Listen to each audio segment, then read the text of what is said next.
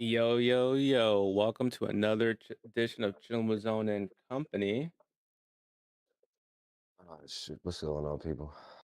How y'all feeling today? I'm sorry. I am. Eno dropped the ball on Today's the whole topic. intro.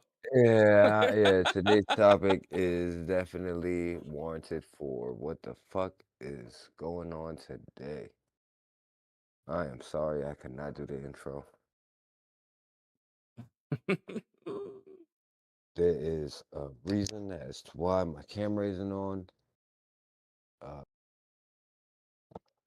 I'm saying I'm just nigga going through some shit and can't really put my face on camera right now.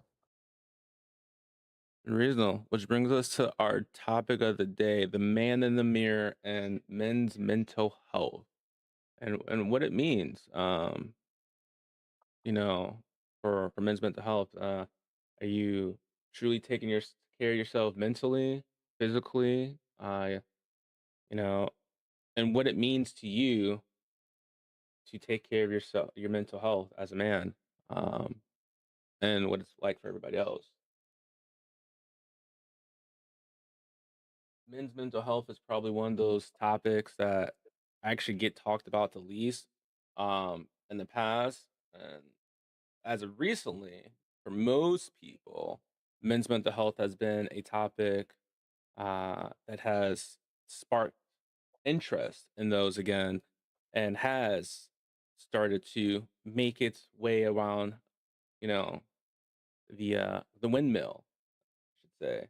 Um, we always, hear about women's mental health and what women need to do to take care of themselves. But the one thing that's always lacked or not truly hit upon is men's mental health. Hey, Butterfly Rain 87, thanks for the follow on Twitch. For those who are tuning in via live Twitch, Kick, YouTube, Twitter, you name it, I'm probably on there live somewhere. Um, chilling, um, chilling with Zone and Company is a pod that we do. Me and Eno do. Let's see, every Sundays, potentially Wednesdays. Um, and if you don't get to catch us live, do not worry, do not fret. You can always catch us on Spotify, iHeartRadio, Apple, Amazon, YouTube, anywhere where I have gotten my little tiny fingers upon to be able to upload a podcast. We are there, which is great. And then for those who always want to, to participate, you can always chime in via chat, or if you're fortunate enough to join our Discord, you can always chime in, tap in, and participate in the conversation via live. All conversations are typically open, friendly, and no anger or hurt feelings are ever supposed to come from our conversations. Everybody should be able to talk and communicate with each other and walk away peacefully, and hear each other's perspective. What's up, Exile? Discord, I got you, I got you, I got you. Um, My bad. All right. I think I pulled it together. and for those who are rolling in, again, this is the Men in the Mirror Men's Mental Health Check. We're going to be talking about what men's mental health means to us men and what we do to take care of it. So if you are a male in the audience listening, make sure you type in, if you don't want to join the pod, let us know how you take care of your mental health and what it means to you to be mentally, checking yourself. Are you being vulnerable to people? Are you going to counseling? Are we working out? What are you doing to treat your mental health? And I got you, Butterfly, with the Discord here in one moment. Come back, pretty girl. Hi, mama. For those who do join my Discord, it is a community of adults.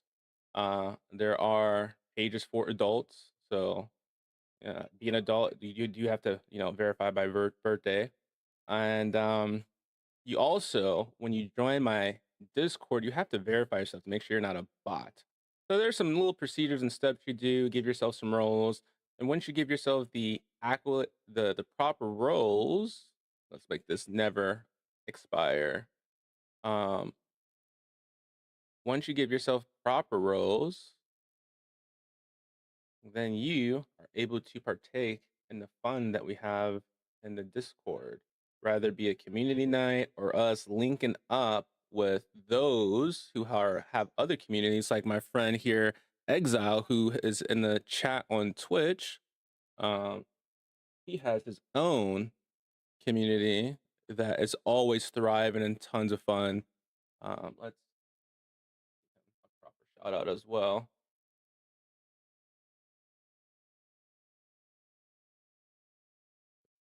All right. But we're gonna let Eno talk about some mental health stuff because that's clearly my boy is feeling some things right now. So let's dive in Yeah. and figure out how he take care of himself mentally for his mental health check. You know what? That's actually the problem. It's been a while since I've been in therapy. I did go seek help and everything like that. So when I was having my anger issues and shit like that, mad at the world and all that other bullshit. Um, but most of the times I did lean on my animals. You know what I'm saying? My dogs, cats, hell, even my chickens. You feel me? Like if I'm being honest. And I'm saying this is some of the closest people to, I mean, failed relationships, whatever the case. They've been through it. They've been there for each and every one of them. Like last year, I lost my yellow lab. He was 9 years old at the time. You feel me? And I accepted it. At least I thought I did. And now here it is that my Great Dane, she's definitely outlived her total lifespan. Like she's 10 now. I'm I should be expecting the worst. And seeing it coming up is like really fucking me up because now just I can't what's the word I'm looking for? I genuinely can't just sit down and go through the shit. Like my dogs would be there to help me get through every situation that I needed to.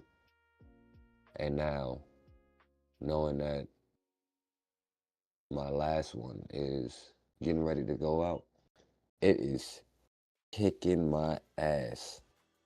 Which means I also have to start dealing with everything entirely myself as well too. I think my dogs, my animals in general, but definitely my dogs have kept me from. I've been single for 8 years, son. Consecutive, back to back, my nigga, like real shit. And they've been the only thing I think that kept me from feeling anything of outside of being like, I guess, lonely or some shit. Never actually felt like I was alone type shit because I never really was. But having to adjust to that shit from, I mean, shit, dog. I don't even know how to put it. It's so fucking weird that like I won't have them. They've been there for over a decade. Like they've been there, and now I gotta accept that their time has come.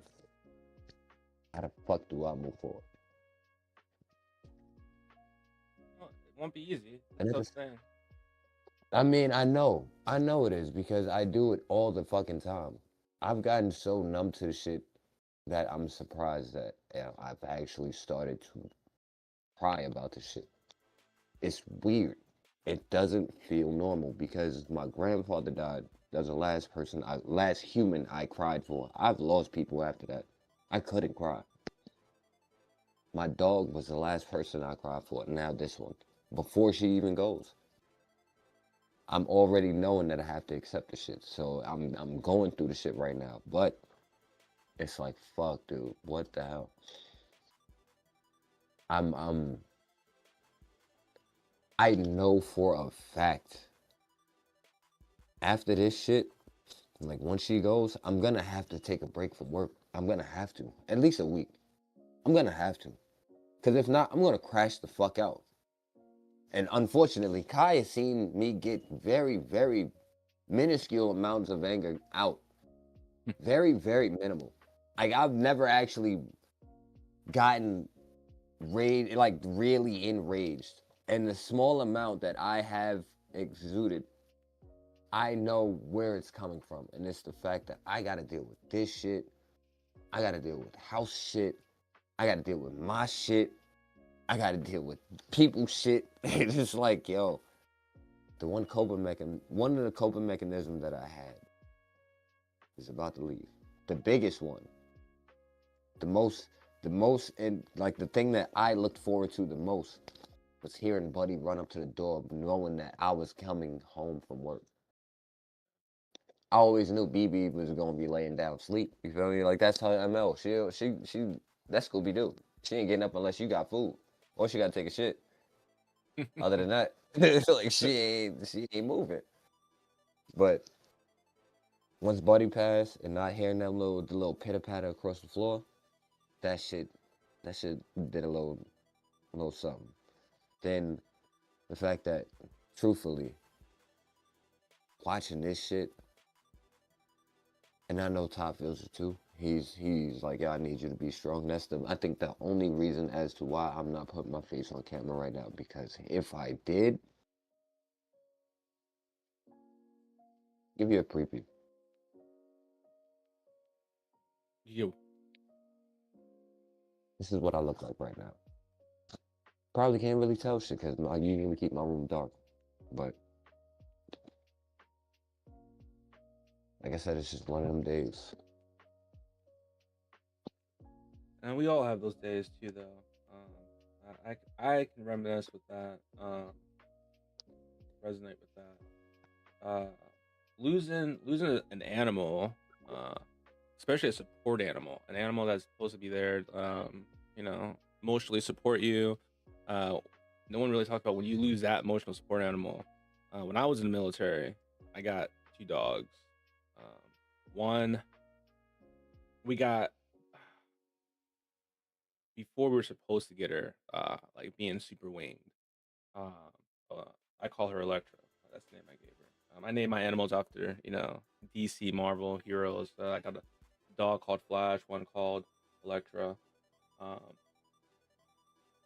and like for instance, my German Shepherd Electra, her lifespan's about 10 years. We're just at that 10-year mark, um, and it hit me because for those who don't know, my mom recently passed away this last March. So this past Mother's Day was very hard for me, for numerous reasons.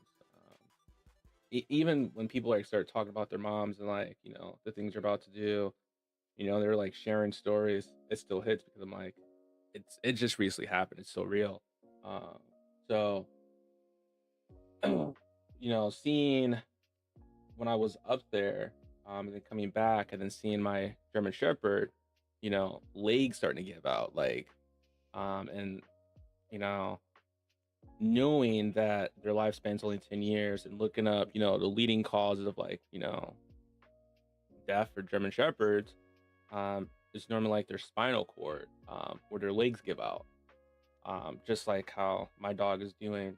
Um, and seeing her go with that, but still wanting to like have all this energy and it's tough, because again, my dogs for me when I got the military, they were my emotional support, animals. At the same time, they've always been by my side since I got out the military. Uh, and being honest, they're my first actual animals that I called my own. that I bought myself or I got myself. So it means a lot to me with them. They're like family. They're not, you know, I literally can consider them like family. Like they're like my furry kids, pretty much.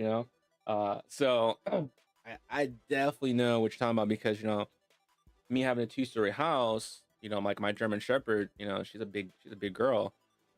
She can't walk up the stairs no more. I have to carry her, and that's if she lets me carry her. Because sometimes she doesn't. I can look in her eyes and tell. Those she'll have those days where she's like, "All right, I'll let you carry me upstairs." Then she has those days like, "No, I don't want you to carry me," because she also knows I'm hurt too. I'm pretty hurt too, and she's not a light girl. She's pretty heavy. Um, but I'm always like, I want to cherish every moment, and spend every time with you as much as I can. But she does have those days where she doesn't want to be carried. She just wants to lay down, and I can look in her eyes and tell, you know, she's holding on in there as much as she can. Um, but I know for a fact um, she's hurting. I don't know how much longer I'm gonna have with her, so I'm definitely cherishing that moment. But what am I gonna do when she goes? Me personally, I don't want other animals after my current three animals that I have right now. You That's it. know, I They don't all got it. personally, I don't want any more. But my wife does. Uh, she wants to have more animals because she's lost animals before and she's got over it and got more. Me personally, uh, to me, those are like an extension of myself. They help me stay grounded, just like my mom. Um, my mom was a very big part of my mental health for me. Most people don't know. Uh, Whenever I was having like a dilemma or an issue that was going on, that was balancing a moral compass of if I should do this or do that, I would talk to her, and she was that voice of reasoning for me or help me get to make the right decision. Um,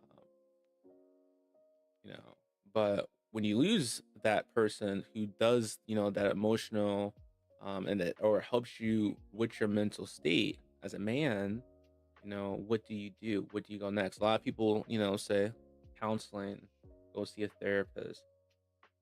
I can say that I know for a fact that counseling and therapy does not work for everybody. I'm living proof of that.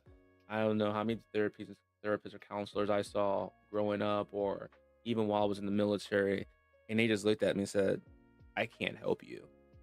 And to think that you go to like a counselor or a therapist and they tell you that they can't help you because the way your mindset is and that you normally work things out yourself, it takes a little bit longer, but you normally will work it out yourself.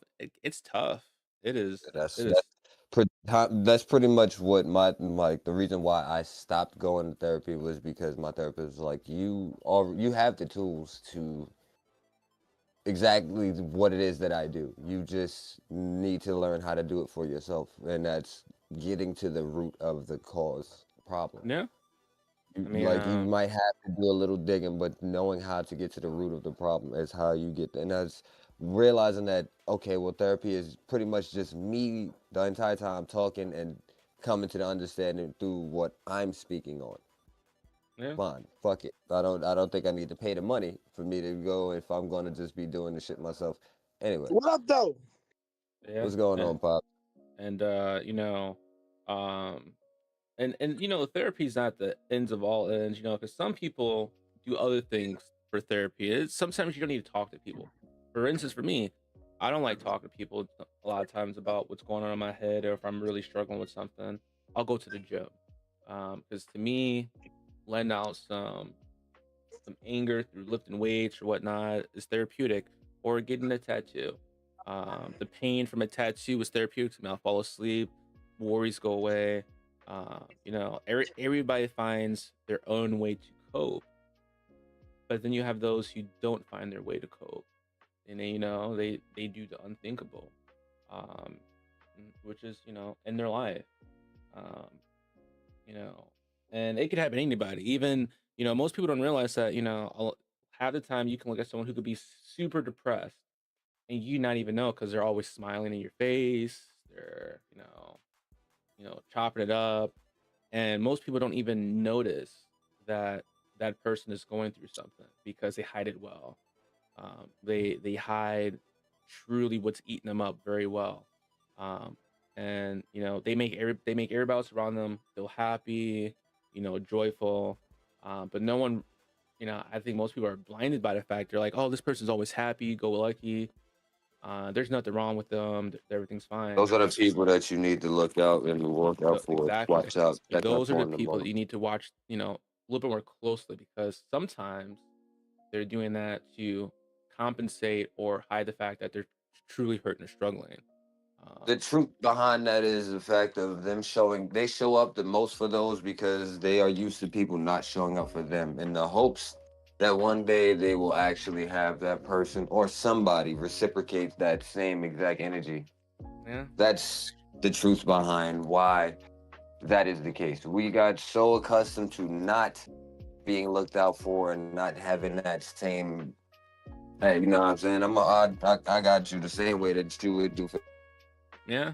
I mean, for me, for instance, overly like you. I'm always willing to pull up for people. Anybody's like, going through stuff, hit me up, call. I mean, when I got out the military, and this is one of the stories that I'll always remember. I got out the military with a couple of my buddies, and you know, they all had goals. They wanted to open a company, do some things. Uh, and when I got out the military, most people don't realize that it was tough, like trying to get back into the flow of like being around family again. Because yeah, remember when you're in the military and you're active duty, typically you're not around, your immediate family that you grew up with. You with a whole new group of people that kind of become your de facto family while you're in the service. So getting out the military, it was a little bit of an adjustment, because you go from having a certain routine to now you don't have a routine. You kind of got to go through things. And some people handle it well, some people don't. Like for me, I had to get meds, to kind of help my anxiety and everything. But then I started going to college. And during that time I was in college, one of my buddies, we were chopping up. We thought everything was good. Me and a couple of my buddies, we thought everybody was good. And, we were chopping up with this friend. I'm not going to mention his name, but we were chopping it up with him. And on Facebook, he did the unthinkable. While we were all sitting there talking to him, catching up, he blew his brains out in front of us all. And it shook all of us because, this was live on Facebook. And of course, the video was up for, I think, about 2 or 3 days because we were trying to find a way to get them to take the video down. Because it wasn't a fast reaction thing, but it shook us because it shook me tremendously because I did his out process with them. We literally left at the same time, and he wasn't far from me. It was like an hour away, and I was like, man, I missed that one. Like I knew everybody was struggling with something, but I missed it. Uh, and since then, I've had probably like 6 or 7 guys that I know from the military that did similar things. Not live on Facebook, but uh, just you know, they didn't have the resources or the person they can reach out to, and and a lot of people say, "Oh, they're weak for doing that." No, they're not. Um, they're not weak. They had a vulnerable moment, um, you know, and unfortunately, they couldn't come back from it. It's it's a tough thing, when you lose someone that for 3 years, 4 years that you literally wake up with, train with every day, and then to find out that they're gone, you know, uh, due to like a mental health thing, and some of those things could be prevented if you knew the signs to look for. And that's the thing, most people don't know the signs or don't know what to look for, or they do and it's too late by the time they realize it. um, that's why it's always good to check in on your friends, especially like battles. Like I don't care. Typically, like when I meet people who are prior military, even if they weren't in my unit, being military, it just speaks volumes, no matter what branch it is. Like I know people always see us, we give Marines crap, we give Air Force people crap, Cold Scar. We all give them crap. At the end of the day, we all have mutual respect for each other. Notice how he didn't mention National Guard, son. That's crazy. No, I mean National Guard falls into play too, but I mean at the end of the day, all the branches still have mutual respect for each other. You know, if something's going on, they're willing to step up if they can. Um, but you know, not everybody reaches out. You know, a lot of people just struggle by themselves. I'm one of those people too. I will say that. Normally, when I'm struggling with something or something's going on, I do not reach out to nobody. I tuck it in. That's the and case. I smile more, and I keep pushing because I know that things will be better eventually. Not all necessarily right away, but it will. Plus, you know, I try to, me personally, I try to put things more in perspective. Logically speaking, if I was to do something crazy, you know, what would happen to my kids? You know, and that's normally what keeps me grounded. But that doesn't keep everybody grounded. Sometimes that's not enough. So I do things that I do: go work out, play the games, keep my mind busy. The worst thing someone who suffers from depression can do is sit alone, isolated, because then your mind spirals. And most people don't realize that. People who suffer from depression, horrible depression, minds are spiraling all the time. And most people don't know. Because, again, they're smiling, they're engaging, they come off super charismatic to other people. It's, I don't know. I think some people who have depression have learned the art of deception. Like, seriously. Big time. Big time. Shit, I was diagnosed with critical levels with depression. Like, I was supposed to be in a psych ward if I was suicidal. That's how, like, my therapist categorized it. So, what was it? I'm a therapist. Whatever. Anyway, that's how it was categorized. Like, hey, dog, the only reason why you not straight jacket down is because you are actually able to think rationally and not go off the deep end. And that's why I legitimately process everything about 3-4 times before I try to do anything in particular. Like, that's how I look at shit. I am definitely somebody who has to go through the process, and then once I accept it,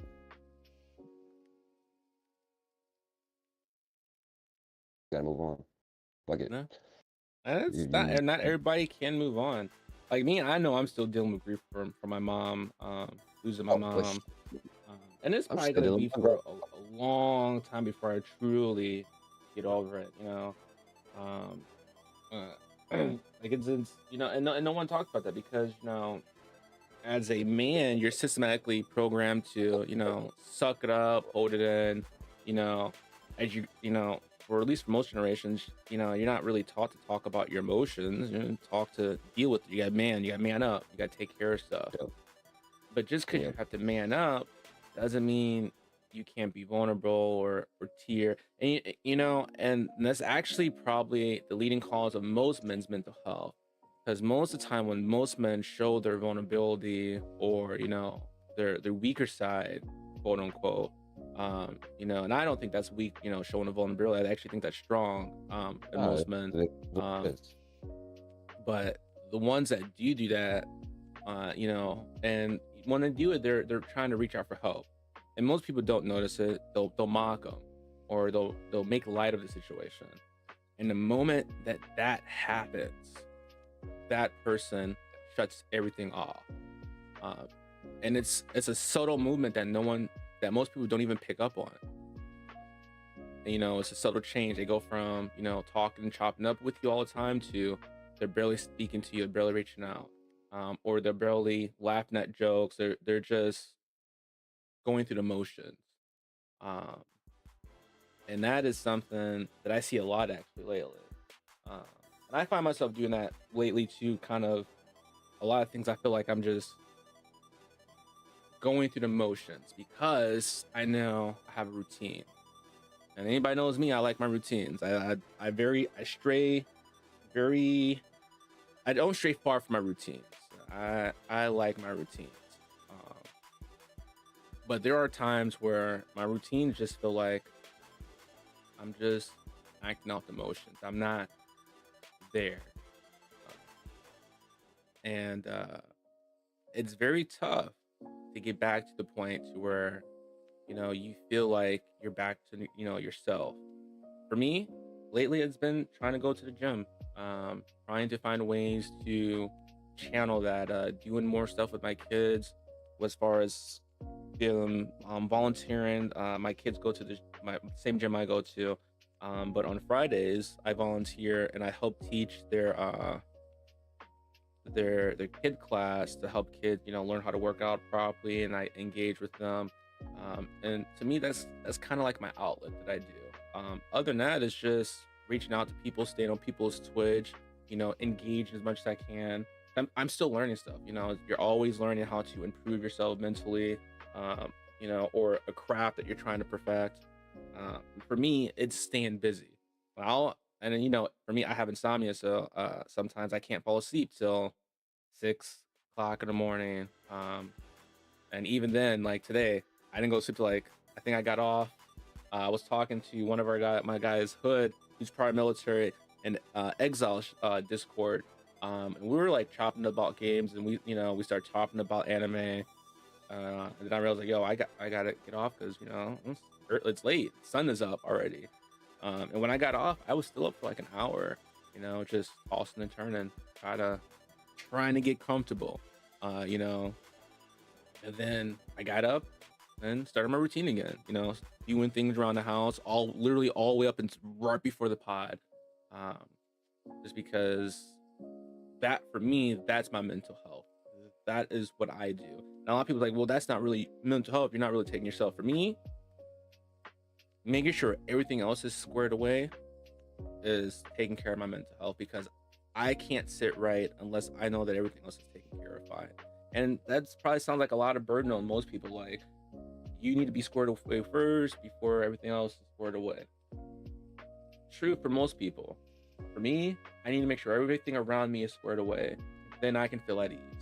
If I know everything else is fine, I'll feel at ease. And if everything else is not fine, I will work out my demons myself at another day, because I need to make sure everything else is taken care of. And that's just my mentality. Is it a healthy mentality? Probably not. But it works for me. It works for me. So, Exile, he said, I wear my positive energy by choice, not as a shield or a cover up. Yes, he goes through things, but he copes differently. I get through it just fine, but I choose to stay positive because I believe an energy is transferable. Exactly. Over the years, my bad, guys. Oh, good. I thought you was done reading. My bad. No, yeah. Over the years, he's found strength in leaning into the lighter side of life, even when it gets a little dark. It works for him, but it's not for everybody, and he understands that. And I have to agree with him. Everybody finds their own niche that works for them. Yeah. What are you gonna say? I like when I'm at work, I am known as the guy who pretty much exudes positive energy, and I am that. I am that person. But understanding that, like, I recently changed my shit, my little tag on Twitch, and I feel like it's an accurate statement as to who it is, the duality of my personality, of who I am as the individual. But I am one of the most peaceful motherfuckers that you're gonna come across, as long as you don't disrespect me, because then I'm willing to take it as far as you want to take it, and even further if I feel like it. So basically, he's saying he's gonna get bowdy on you. I am, now all jokes aside, I truly, the wrath that lives within me. It's something that I have done a lot of work to tame. I've done a lot of inner work to coincide and coexist with my shadow. The person who is speaking consciously right now, am the peaceful version of the duality. As crazy as that sounds, I don't give a fuck what people think. I'm not bipolar either, but I do understand that. Well, then again, I might be because I know that if you push me to a point, I do black the fuck out, and I go into the sunken place where I am watching somebody else drive. Yeah. So maybe I am bipolar. I don't fucking know. But that person is. Butterfly says you are human. Very true. I do know that. I bleed like everybody else do. I know that shit. I just choose not. I choose to say other motherfuckers is human, just because of the simple fact of I don't like to associate with some of the shit that humanity does. She says we all have a bit of bipolar in us. Is that what you're saying? I know I do. I definitely do. I know I do. Kai's in the chat chopping up. I know I definitely do. If that's the case. You know, it's always the quiet people too. I remember growing up. I loved action figures growing up. I had my action figures, you know, Marvel, DC action figures, and I'd be in my own little world playing for hours on end to the point that they would forget I was home sometimes. I remember grandma would be like, "Where's Phil at?" You know, because I'd be just so quiet. And even to this day, like even in Discords and whatnot, I'll pop into Discord sometime. Well, that's why I gave myself an entrance so people know I pop up. But sometimes I'd pop into Discord and I'll just sit there quietly, you know, and not say nothing to nobody, just listening, you know, just being around people, watching them interact, have fun. Sometimes that will snap me out of my little mood, my little funk I'm in. Because sometimes I'll hop into Discord and I'll be in a funk and I'm just looking for a laugh, you know, someone say something funny to kind of get me out of a little rut I'm in. But there's a lot of times I'm just naturally angry. And a lot of people always will tell me, "Oh, you're so nice." No, I'm very mean, if I'm going to be honest. But I protect the niceness because, you know, it doesn't take much to be mean, doesn't take much to be nice. But, you know, how do I want to be remembered? You know, when it's all said and done, I don't want to be remembered as the guy that was always a dick to everybody. I could be a dick 24/7, but I want to be remembered for more than that. You know, I want to be remembered for someone who was there for others. You know, no matter what. You know, someone, you know, who cared about his kids. You know, just stuff like that. I don't want to be remembered as someone who was just a natural, just asshole 24/7. And I very well could be an asshole 24/7. That's what I don't want to be remembered for.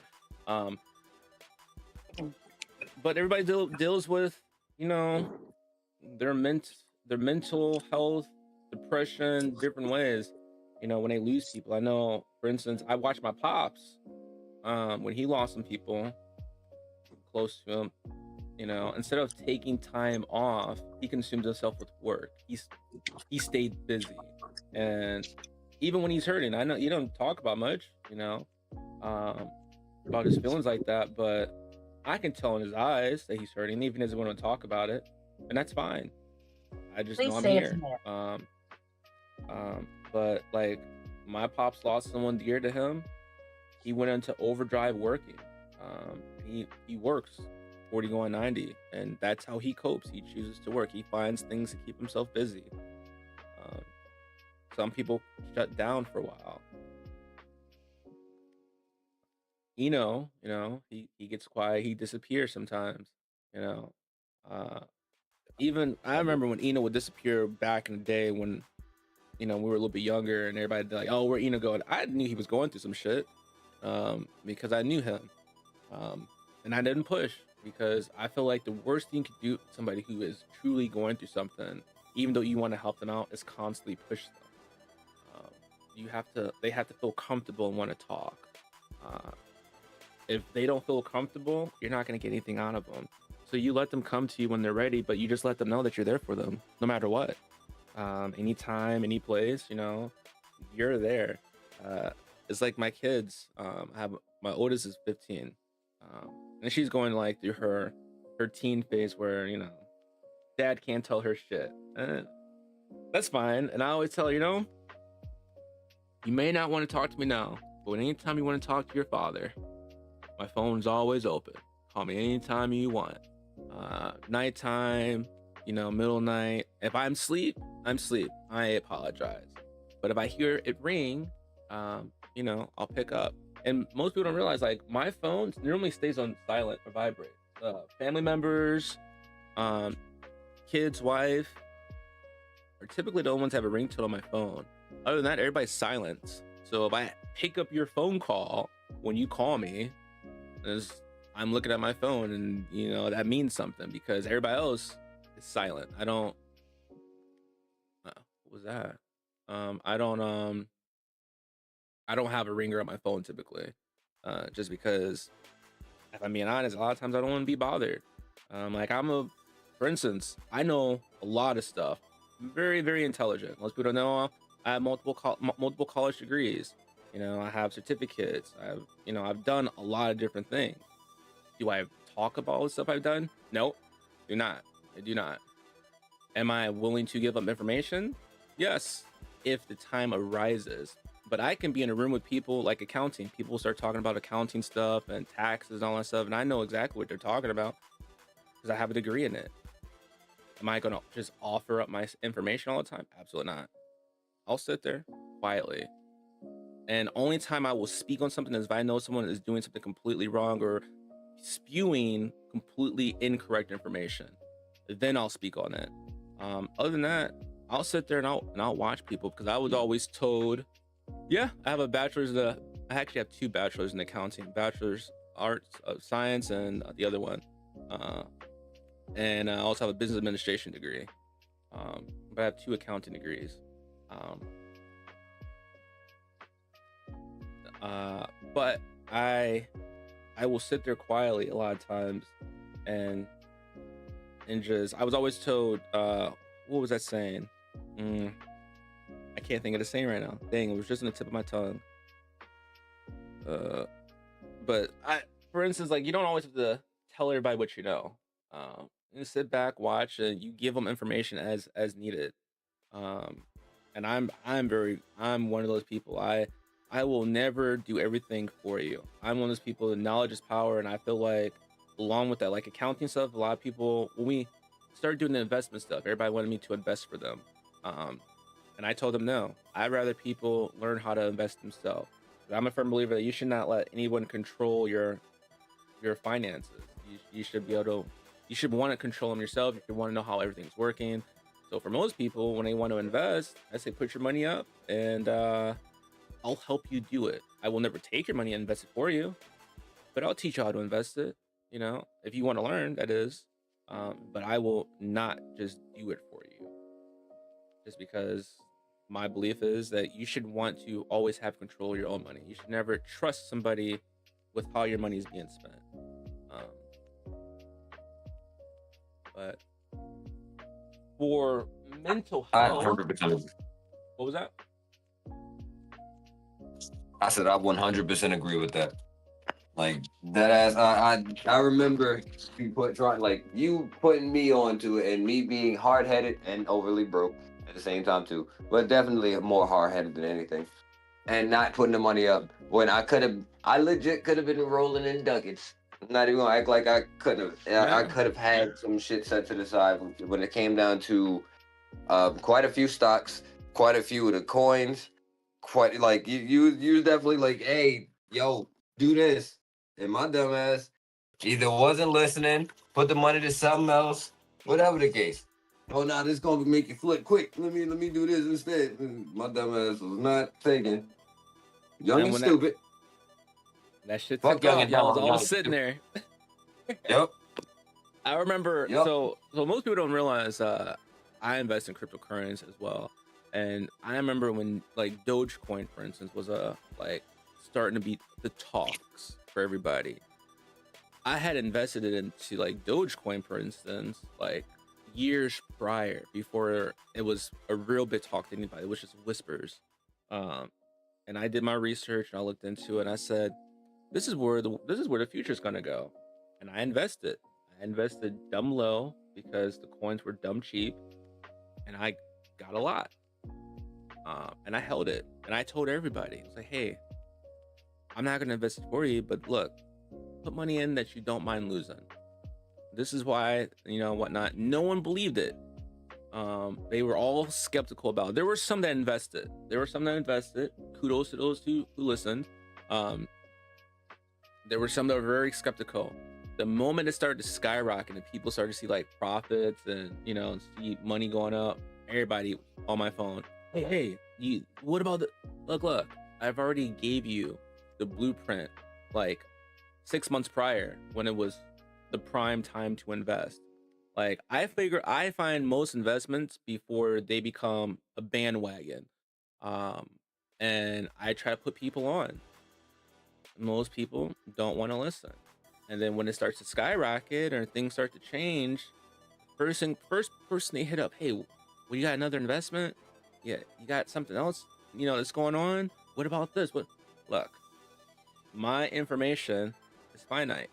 I'll give it to you when I have it. My rule of thumb, if I won't invest in it, I will not promote it nor tell you to invest in it. And I feel like that should be common for anybody. If you are someone who's telling someone to invest, question is, are you investing? Have you put any money into it? If you haven't did those things at all, why are you promoting it? In my opinion.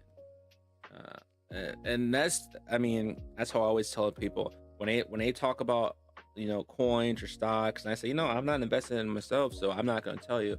It sounds good, but since I haven't did any research on it, I haven't looked at it, I will not give a green light to it. Only because I haven't done my homework on it. Now once I do my homework on it and I determine if it's good enough for me to invest in it, and I do invest in it, I'll promote it, because I'm like, hey, I'm doing it, you might want to do it.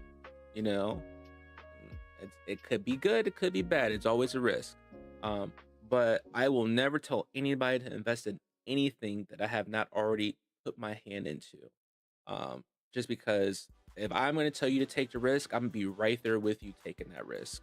And I detest people who tell you to take a risk without taking the risk themselves. It's diabolical, and those people need to be dropped off the face of the earth, in my opinion. Respect. But some people, for mental health, some people use pills. Some people go. Wait, I use should I cannabis. Krista and Robocall? And I don't know anything about that. I'll have to look into it and get back to you. All right, send me a message on Discord about that, and I'll look into it.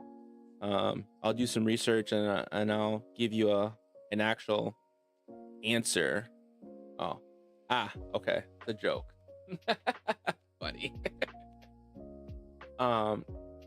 But some people go and they get pills, and my issue with pills, for like helping with mental health, I don't think it's good.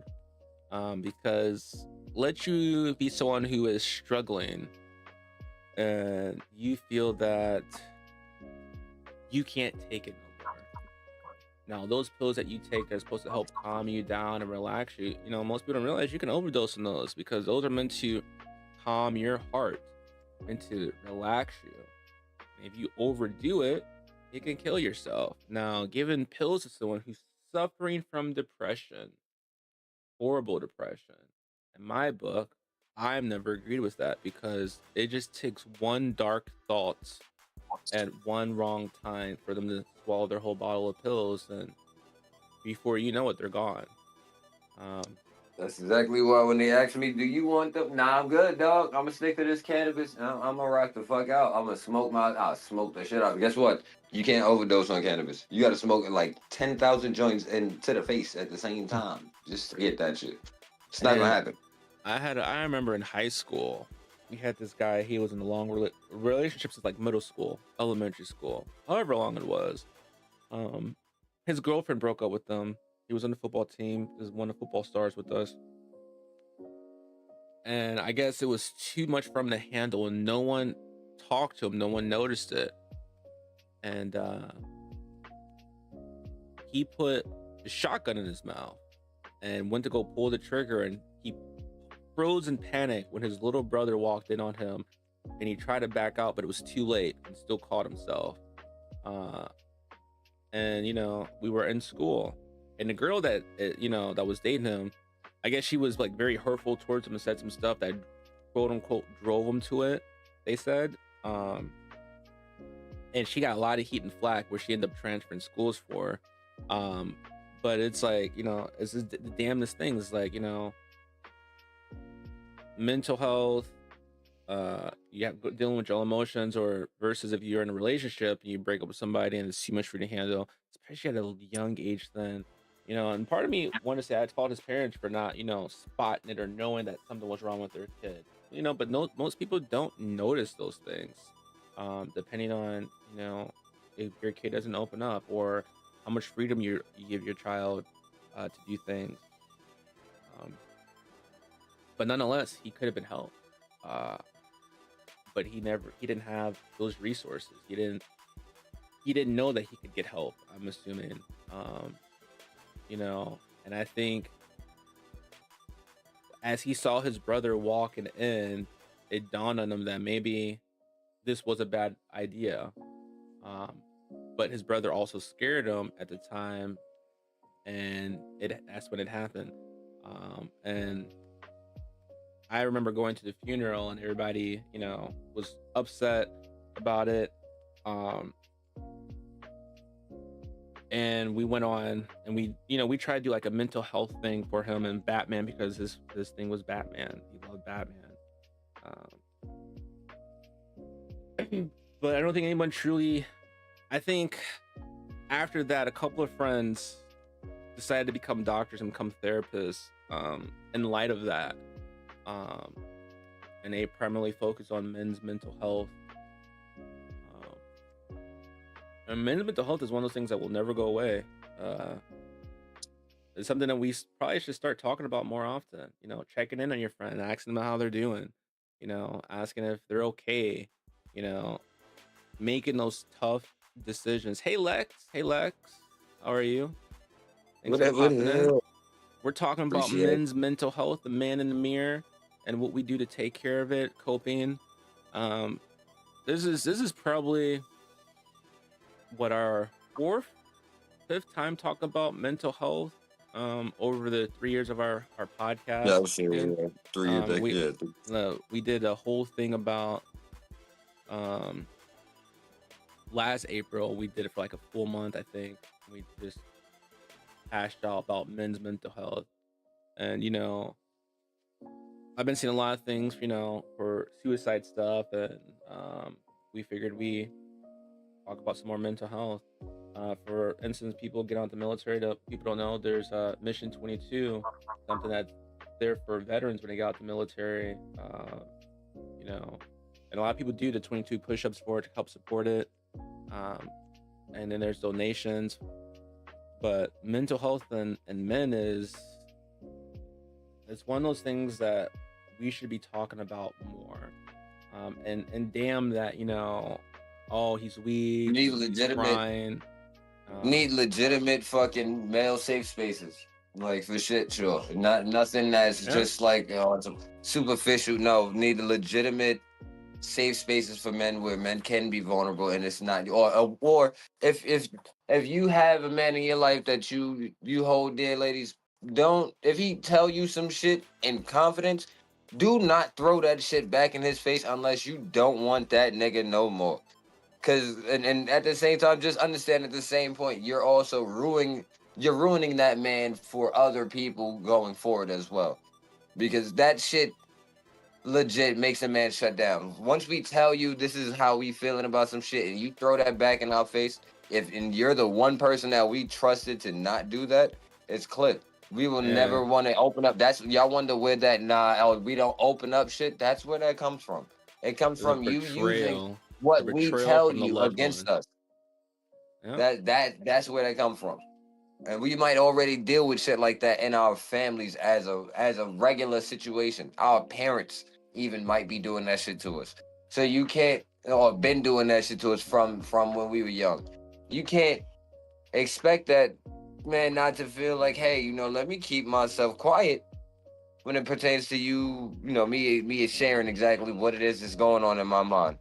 I'd rather tell you nothing at all and be lying than for you to have more ammo to use against me. Yeah, I think that's actually one of the biggest thing is when you are vulnerable to someone and you let them know what's going on in your mind because they make you feel trusted and safe. And the moment you Let do it, me also clarify before ladies, niggas too. That what I'm saying, you gotta bet. Don't put that in your man life. Don't put what? that in significant other life in general. Yeah. You know what I'm saying? Uh, That's what I should say. Let me clarify that. Don't put that in your significant other's life. Not just man or woman. I don't want nobody. Oh well, nah. Listen, your significant other, in True. general, they don't need that shit. Yeah. But I do see that a lot more in the man dynamic though, when a man opens up and becomes vulnerable, um, and then later on it gets thrown in their face. You're like, oh, you're a bitch. You were sitting there crying about like really, like me and there's nothing wrong with a man crying or being vulnerable. And in fact that shows strength. It shows that they're willing to put themselves out there to better themselves.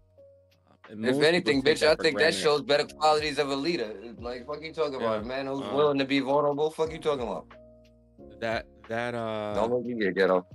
yeah, that is overlooked, I think, a lot. And not appreciated enough. Um, what and it's one of those things that get less attention. You know what gets the most attention? When you put yourself out there and then it gets thrown in your face, and instead of you walking away from the situation, most men resort to anger or lashing out. And that is what is noticed the most. Not the good things that they did or the positive things. It's look how he reacted. Look at how he's attacking. Look at his anger. It's never, well, what made him act that way? Why was this his response versus this? Uh, what could have been done differently that we didn't see?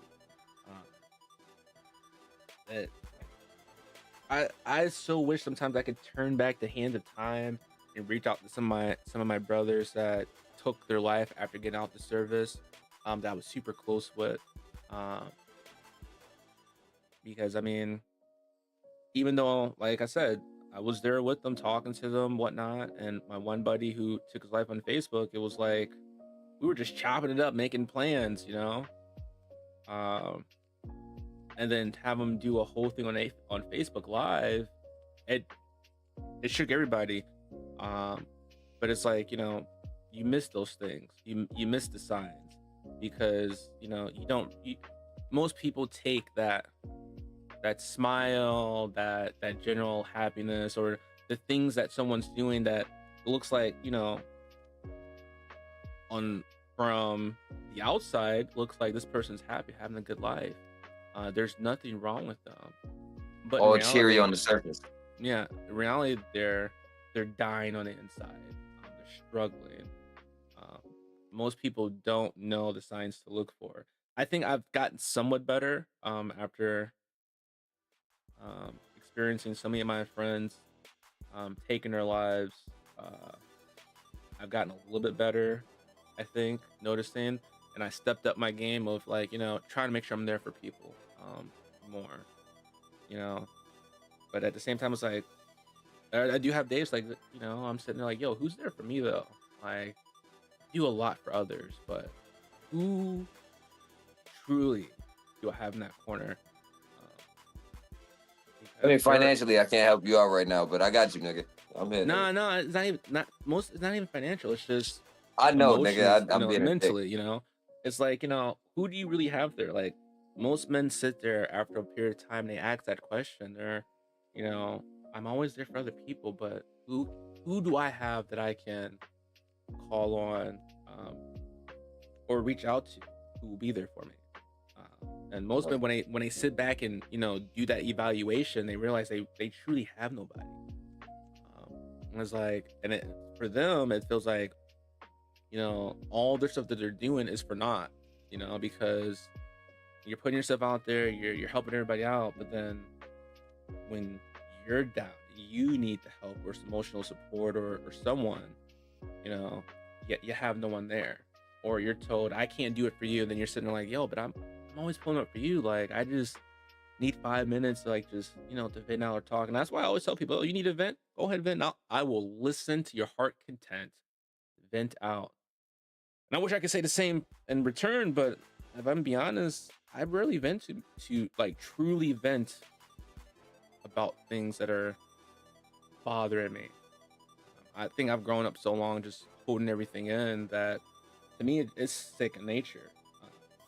Do I crack from time to time? Absolutely. I think everybody does, which is a natural human response.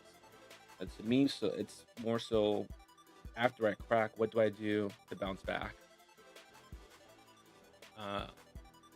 There are a lot of days where I tell people I have a social meter, and everybody's like, you don't look like you have a social. I have a social meter.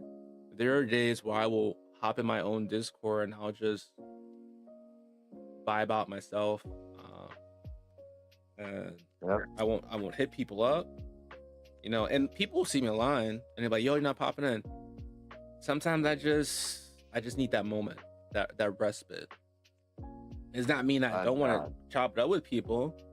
It's just I need to sort out my thoughts, and for me personally, I do better sorting my thoughts out playing a game, watching a show, venting out, on my own. Every now and then, do I want to have someone there to talk to? Yes. And I had that person. Now for me, it's finding out who I feel comfortable with to be that person. Because with my mom, if I'm being honest, one person I felt I could tell her anything. Whatever it was, I felt like I could tell her anything. And truly felt that she was that one person that would have zero judgment. Absolute zero judgment. Nothing whatsoever. And would be there no matter what. And sad that we lost her too, so early. So now I'm in that rut, where I'm like, I gotta find that balance again for myself, which probably will take some time, or it will probably never truly happen. If y'all need a tow, this is the best tow company right here. My pops interrupts to do a tow commercial. You know, Danny. DNR Towing in Chicago area. In the Chicago area, if you need towing, you can call 773-552-1110. He put it out there for you. Thank you, son. But yeah, like my mom, she was that thing. Like, here's the thing. So, what was it? Before Mother's Day, I was in X's thing, and I was listening to all of them talk about like the stuff they were gonna do for Mother's Day and whatnot, and I just got mad quiet because I was like, damn, my mom's not here. Like, I'm not gonna partake in this conversation. But I listened to them because I was listening to how happy they were, how you know, the enjoyment they have. And I was like, I've had that before. So I felt good for all of them. I felt good. But I definitely wasn't partaking in the conversation because it just felt weird for me. Because it's, you know, first Mother's Day without her. Yeah. You know, I'm still coping with it. I'm probably gonna cope with it for a very long time. But I know things get better. In time, things get better. In theory. But I stay busy, you know. I need to start doing a little more community events, surrounding myself around positive people. You know, you pick your company, and hope that the company that you put yourself around, you know, will be that light for you in the darkness. And you know, with the two communities that I kind of bounce back and forth with, mine and Exiles community, you know, and meeting a lot of great people there, and still meeting people on my own, and chopping up and learning new things. To me, I see the sliver of light, you know, in that darkness, and I'm grabbing it, you know, as much as I can. Will everything always be perfect? No, it won't. But all I can do is make the best of what I got. And what I got is a smile. No, but you know, my kids, my wife, you know, people who I consider friends. I have, most people know I have a super small circle of people that, you know, I can sit and chop it up forever. Like people in the military or people who relate to people in the military, you know, oddly enough, like I can sit and chop it up or just finally meet them and, you know, and chop it up for hours on end. And we just be rambling about the dumbest things. But for me, it feels natural. It feels normal because, you know, for so long, that was my life, you know? Yeah. So, but yeah, I find ways to help my mental health the way I can, you know, which is like talking to people. It was like, the other day we played Repo with Leah, who's prime military, and, you know, she has her friends. I think some of them are military, and then some of them, you know, support military. You know, one of them does the Mission 22 stuff, and it was just nice to chop it up and just be in a different environment. Um, and I was extremely grateful that was probably one of the best times I've had in a while. You know, chopping up with a new group of people and playing games, and it just felt natural. You know, no one felt fake. You know, and you could definitely tell if you're like chopping up and there's fake people there. It just felt super genuine. You know, it was a good place, and that's kind of like the vibes that I've been aiming for. Just kind of just stay in that realm, you know, to keep my peace. Cause I'm all for keeping my peace. I can It's one of the honestly reasons why I say, don't play a lot of ranked games all the time. I can honestly say, nigga, being in that room and hearing the difference in how you sounded, I was like, this nigga done found it. He nigga done found his spot. All right, I dig it. Oh, I bro. dig it. I heard it. I was like, damn. All right, do your thing, boy. Do your thing, dog. I'm gonna just sit back around. But it's one of those things. It's tough. It's very tough. You know, that's why I don't mind like pulling up and like doing new things, trying new things out with people. For me, I'm always analyzing things. I'm always watching, looking at things. My mind does not stop, and I'm typically overthinking things. Typically, but there's a lot of times where I'm in groups where people will make jokes or references, no, right over my head. I won't get it. I won't get the reference, and I'll still laugh just because I'm not trying to ruin the vibe, not trying to ruin the mood. And eventually, I know for me, instance, you know, being severely dyslexic, you know, I know I will eventually get the joke, maybe a week or two later, but I will get it eventually. So I might as well not ruin the moment laugh, chop it up with everybody else, and have a good day. Um, so and one of the passions I love to do is cooking. For those I know, in my Discord, from time to time, I mean, I haven't posted a lot of stuff lately of me cooking, but and that's and that's probably one of the things I've noticed that I've been trying to get back into is just getting that motivation to want to cook again like I used to.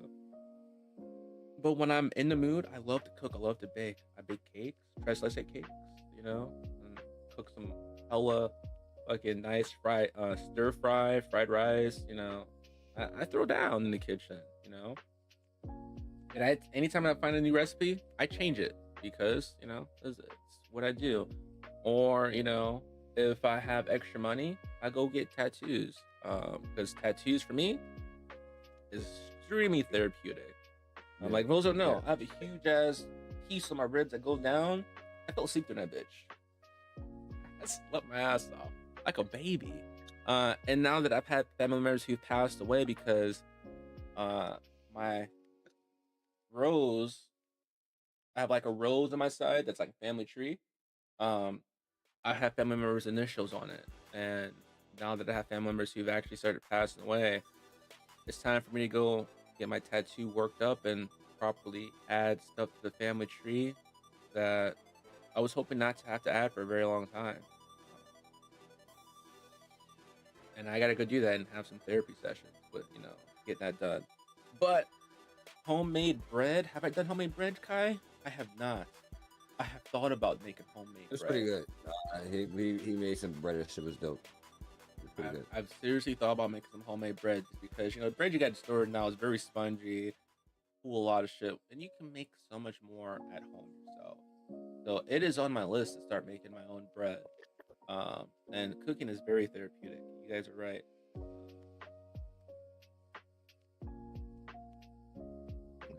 Everybody's on that. Yes. So I have a project. I don't know if I'm gonna do some IRL streams in the future. And let you guys see this project I'm working on in my backyard. I may do it, I may not, or I just may just take pictures and post it before and after type shit. But I have a decent sized backyard, and being disabled and limited on certain things, I'm gonna tackle my backyard in like steps and do it myself. And it's gonna be interesting. I'm gonna till my ground. I got a little hand tiller. I know they have like the little electric ones will make things easier. But being a disabled vet and on a fixed income, I'm gonna be myself, just throwing my back out there, I'm gonna be doing a lot. Besides cooking. Right now, before the pod, like I was, cleaning my carpet. My wife went and got a carpet cleaner because we have her family coming from Europe. And my son, my 3-year-old, he's a slob in his room and he has carpet. He spills everything, so his rug was like super dirty.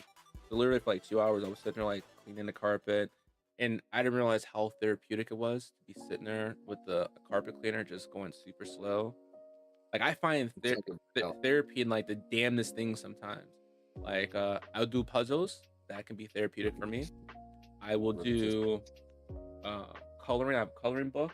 I will color, do therapeutic for me. Sometimes I'll sit back and play my piano back here. And for those who know, I play piano. I try and get back into it. They're very therapeutic.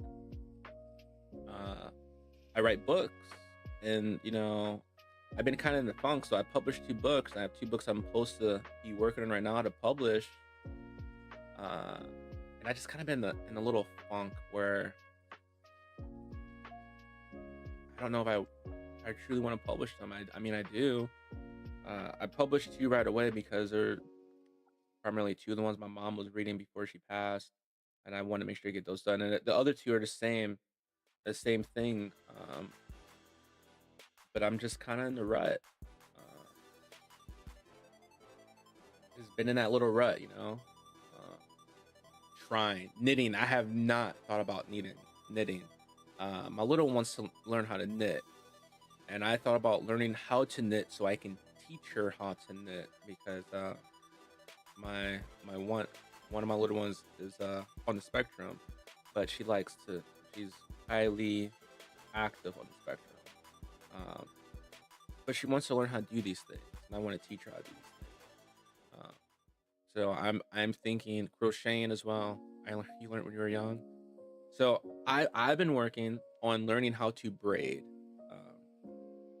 Remember's like, why are you trying to learn to braid? Those that know, I used to have some long ass hair back in the day.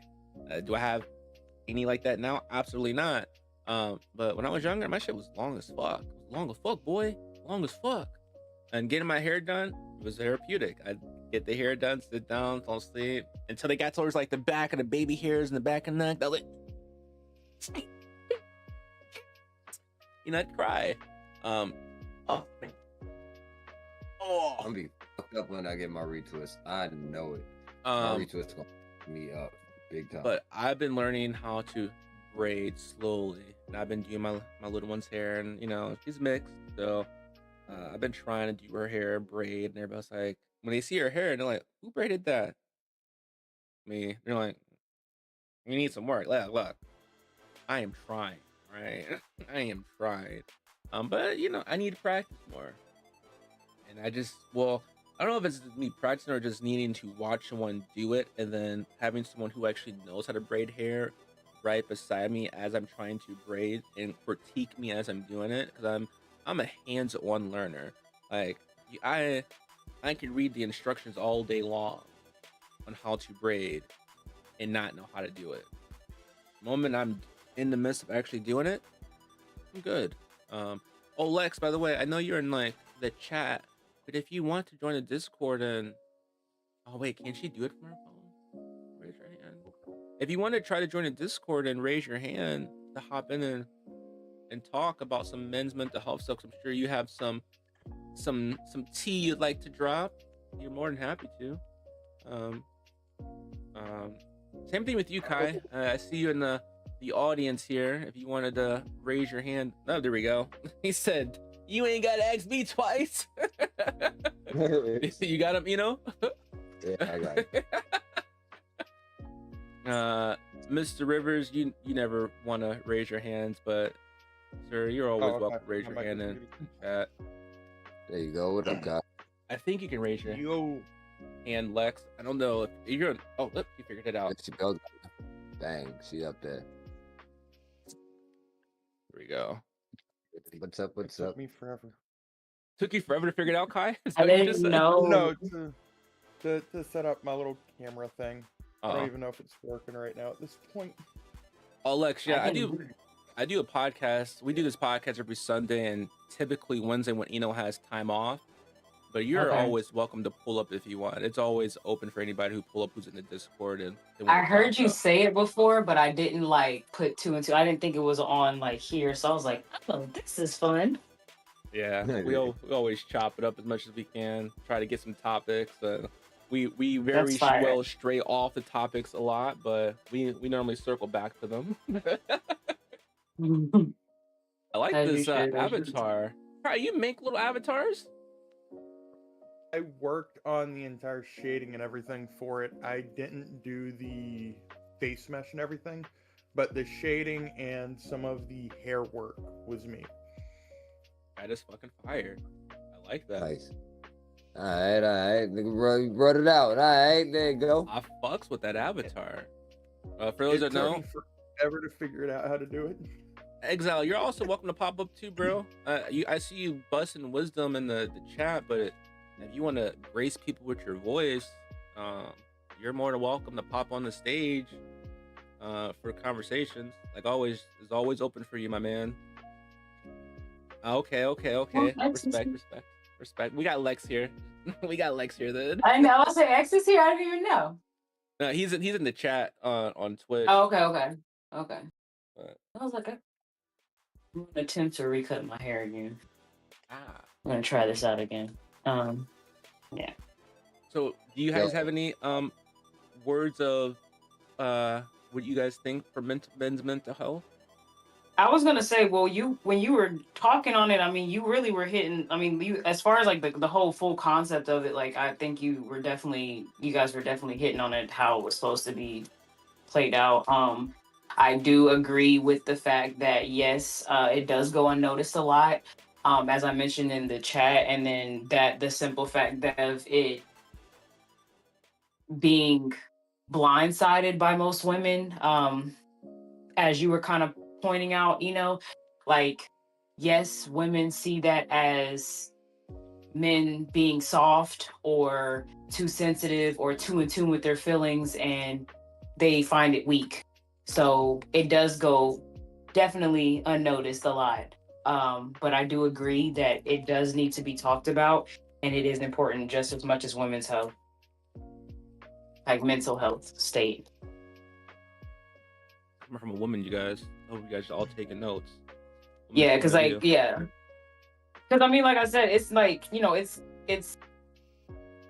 it's not bad to hear a man out, but it is, I feel like, just from past experience, like you will find that it does, kind of deteriorate a man's emotions after a while. Like if if you ignore it. Because you could, like you said, something could be going on with the woman, but the woman is always the one that's being asked, like, are you okay? Like, what's going on? Kind of one of those things. The guy's the last resort, mainly because it's kind of been embedded in us, like growing up, like the guy's the provider, the guy's supposed to be the strong one. He's not supposed to show any weakness, like kind of one of those things. So I can kind of say that has been like put in our brains at a young age. So I will, I'm not going to fully hold my parents accountable, but I mean, that's just how it was. And like, just from even you saying like in a military background, I grew up in a military family. So yes, like my dad never really showed his emotions or anything like that. My dad also taught us just as kids. And I mean, we had 4 girls and 1 boy. So it was really just, he was struggling. You're struggling. I know his feeling right now. I got more. Yeah, but I was gonna say, like, he taught. I'm not gonna lie. Like, it was like a gift and a curse because he taught us, like, just as the females, to never rely on a man to do anything for real. So it was really just like us, he would tell us like, oh, Rodriguez just don't cry. Like we would have that impact. And like I to this day I don't cry about a lot of things. Like it has to like really bother me. Or like, but again, or it's switched to a different emotion. Like when I cry, it's because I'm upset. Like I'm mad or something like that. But like I was very, I learned because of his military background and just how he taught us to be more observant towards certain things. So I'm not going to speak for most females. I'll speak for myself and say like I do pay attention to a guy if they're feeling a different way or if they're moving different, and it's based off of their reactions or just how they feel or something along those lines. And I will personally myself ask like, hey, are you okay? Like, something going on, kind of one of those things. But I mean, there's only so much you can do if you get told, don't worry about it, or, I'm okay, or, and there's nothing, or it's nothing.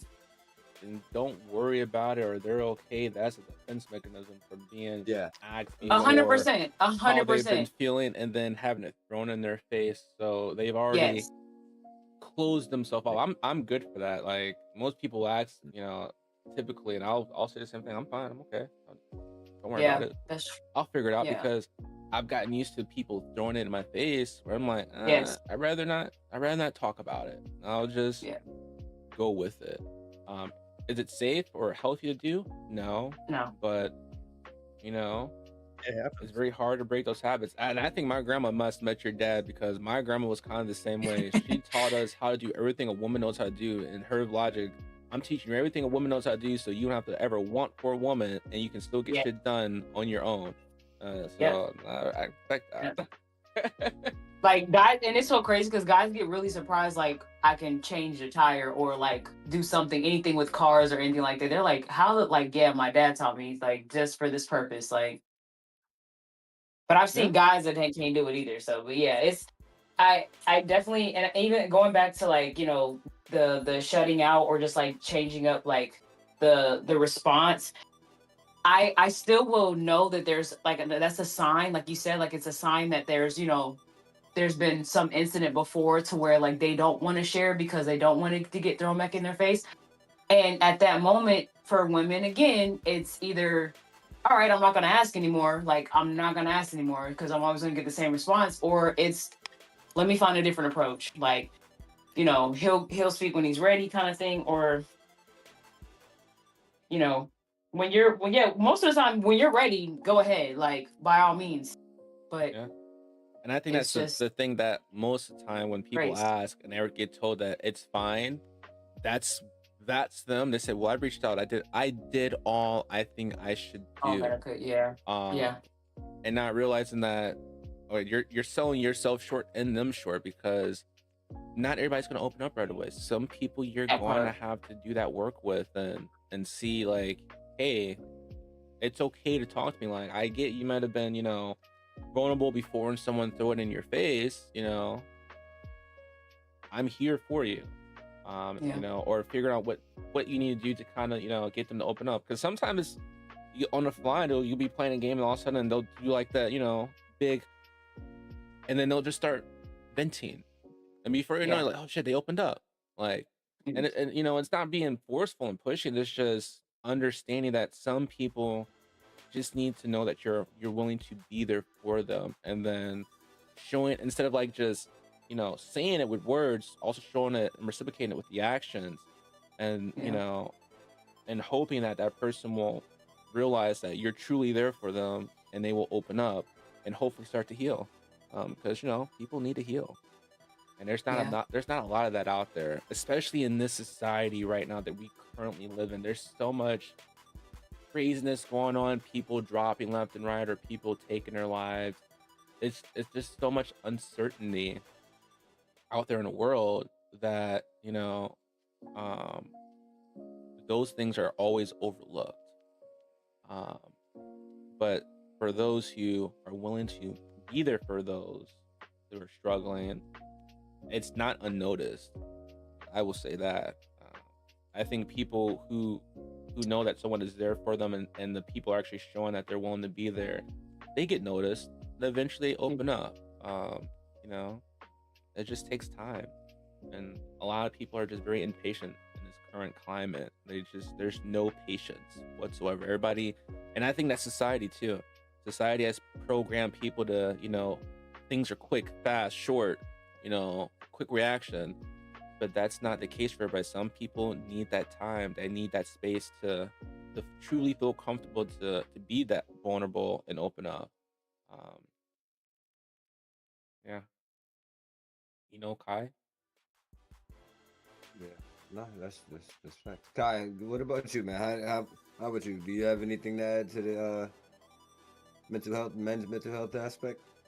Kind of circling back to a few minutes ago, I mentioned it in your chat on stream that sometimes it's parents can notice, or people in your life can notice that you're going through things, but they just don't care enough to sit there and actually see it, notice it, or put any effort because they just don't give a shit about it anymore.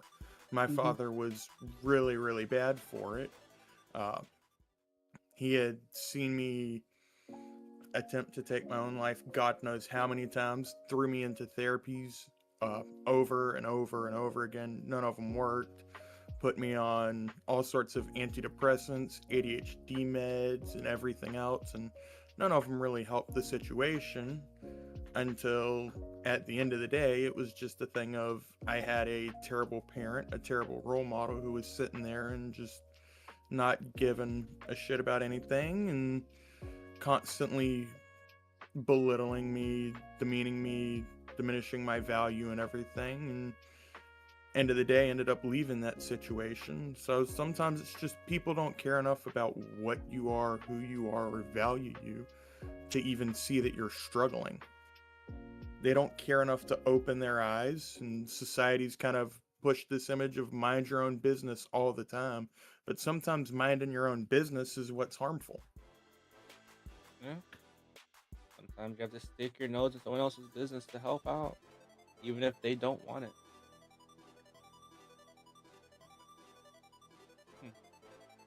Very true. Definitely be like that sometimes. You know, it's Pop, you've been very quiet. You want to talk about some of your issues, mental health, how you choose to cope? I know brushed on it, but let's hear it from your actual mouth here if you're still around and you're working on a Sunday, staying busy, but you want to chime in? First day of the week, son, you know what I'm saying? Day of rest was yesterday. Shit. Yesterday was the day of rest, dog. You gotta get back to the bag. Get it? You was working yesterday too. Day of rest is any day you can get it. Yeah. Even if that day's 2 hours long. Shit. Mr. Rivers, you want to type anything in the chat that I can read out, man? You're just listening for the vibes. Ty, I see you in the audience. Work. If you want to pull up, sir, all you gotta do is raise your hand in the I think if you're on your phone bottom. I see you there. I want to know, do you have anything sane to say? Anything sane to say is a joke. Oh man. For those who don't know, Anything Ty is needed. Eno's brother. I met him when he was super young, and I will always remember this kid was squeaky voice. Zone. Love the kid to death. He's like a brother to me too. Love him to death. But I will say he does say some left field shit that he should say sometimes. Hey, don't worry, I say. But it I too. still love him. And I'll always give him crap for it. At the moment I stop giving him crap for him, is probably when he'll wonder what's going on with me. But I will always have a heart for him in my place for him in my heart. So definitely like a little brother. Heart for him in your place. Wait a minute, he's coming over to grab a heart from your place. Nah, he's human or animal. Todd's definitely a big deal that we don't mind. We don't mind having talk his shit sometimes. It's just sometimes he be getting a little too wild though. Yeah, for the public. Like, all right now. Whoa. Always have to remind them where he is. Wait a minute. Just hold on now. Wait a minute. It's debatable. Can vouch. I'm about there too. Well, yeah, that's true. Kai's a fucking menace. He's just calm and chooses when he allows that left field asshole to come out. I'll say that much. And he'll hit you with some wild shit. I'm on good behavior here, so I'm on my good behavior here. Don't worry. Definitely appreciate that. For now. So, Lex, yes, being that you're raised by your father, and your father there, what are some things that you noticed, if you don't mind asking, that you think he used to kind of cope with emotional stress? That worked. Mainly, I mean, as far as stress, because he was, at a certain point, of course, he retired from the military, but then he became a contractor for them still, so he was still tied in. As far as when he would go on, different missions or anything along those lines and then come back home for certain periods of time, I honestly, just me as a kid seeing it, I mean, I would honestly say that maybe him coping would be doing watching sports, but getting all of us engaged in the sports with him. It'll be sports on the TV, a Corona in one hand. Pretty much it. He wasn't a smoker. If he did do any type of smoking, it was cigars, but it was rarely. He definitely enjoyed being around family a lot. I will say that. And his biggest thing was taking pictures. He loved taking pictures of all of us. Every time we had family gatherings or we would go see different families in different states or anywhere in the same state that we were in, it was always let's take a picture. That man will take a picture of all of us. Love to take pictures. So, he never, but you kind of said, and then again, I don't know, because I don't know if this is definitely, I can't say that I know that I don't know that it is, but I know that this is definitely somewhere you would see in somebody that was military. I see that a lot. It was definitely more military based as far as his mentality of not, bringing out what his issue was. So he never fully like bluntly spoke about anything. It was always kind of kept in, so you wouldn't really tell if there was anything wrong with him. But he never Uh-huh. wanted to be by himself. I did notice just like small stuff I noticed as a kid. Like he didn't want to That's be by wild. himself. It was just like, you know, family based. And again, there's 4 girls, 1 boy. So it was like all of us were always doing different activities or whatever. Or, you know, like if we're outside and we're all playing, he'll come outside, kind of one of those things. Like just to be in the loop and just kind of like stay distracted. You I'll were use his that word. happy place. I Yeah. I can resonate with that because that's actually kind of how I'm with my kids. Like, if I see them outside playing or whatnot, even if I'm not in the mood, I'd go outside and not be with them because being around Yeah. my kids just brightened up my mood. It keeps me grounded. Most people don't know that people who I would say military people or people who are suffering sometimes they look for what keeps them grounded, and Yes. for most of that, it's their family, their kids, their loved ones that keep them grounded. Now, I'm not saying that always works. Sometimes, unfortunately, that's not enough to keep them grounded.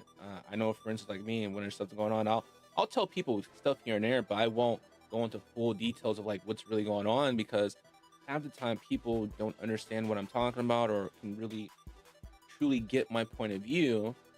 So to me, it's a waste to truly go into that depth. But at the same time, you know, I don't feel comfortable enough sometimes to truly go that deep with a lot of people. So they Yeah. get surface level of what's bothering me.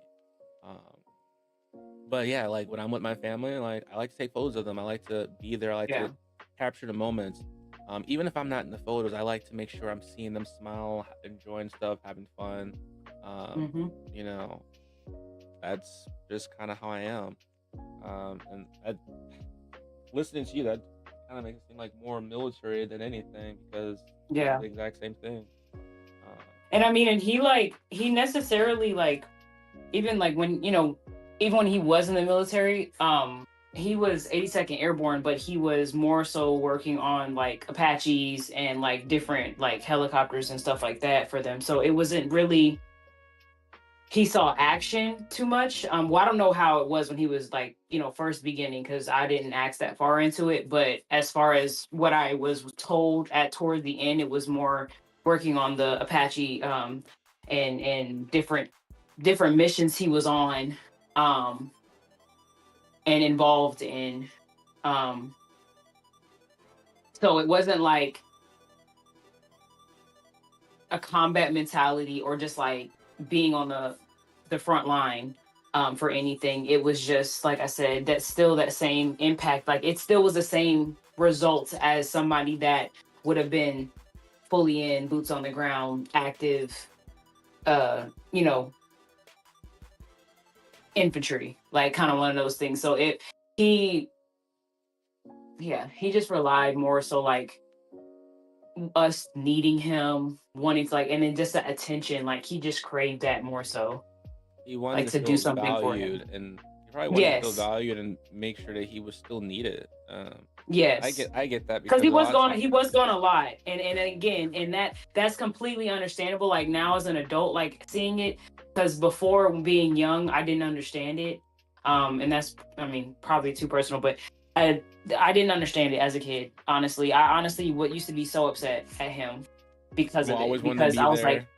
yeah, I'm just like, you're away, and I'm getting, you know, happy birthdays through cards, like being sent to my home. Like, you know, like it wasn't like you were there. Or he'll call on, when Skype was a big thing, he'll call on Skype. Yeah. But it wasn't the same. So it just, I don't know, it was kind of weird I get that. for I'm me. kind of going For through that phase right me, now with my 15-year-old. Because yeah. And my I was distant. I don't know if your 15-year-old is distant with you, but I was yeah, very distant.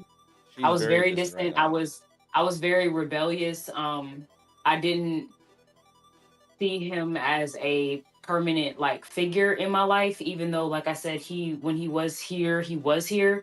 And again, as a kid, I'm not understanding it. All I'm noticing is that you're not here. My mom's taking care of all of us. Well, And granted, they stayed together like up until he passed, but it was still, I'm just seeing my mom. Yeah. So it was just like, or like I said, when he gets there to the house, you're here for a couple weeks and then you're leaving again. So How it long did was it take you to realize, or to, I guess, differentiate the difference of what he was actually trying to do? To be honest, completely honest, it took my siblings to explain to me what was not explained to me, because in my dad's eyes, I was a kid. In my family, well, my mom and my dad, they used to compare me and my little sister as, because we're the youngest, we're not going to remember too much. And me and her, even though we're 15 months apart, she won't remember half the stuff that I remember.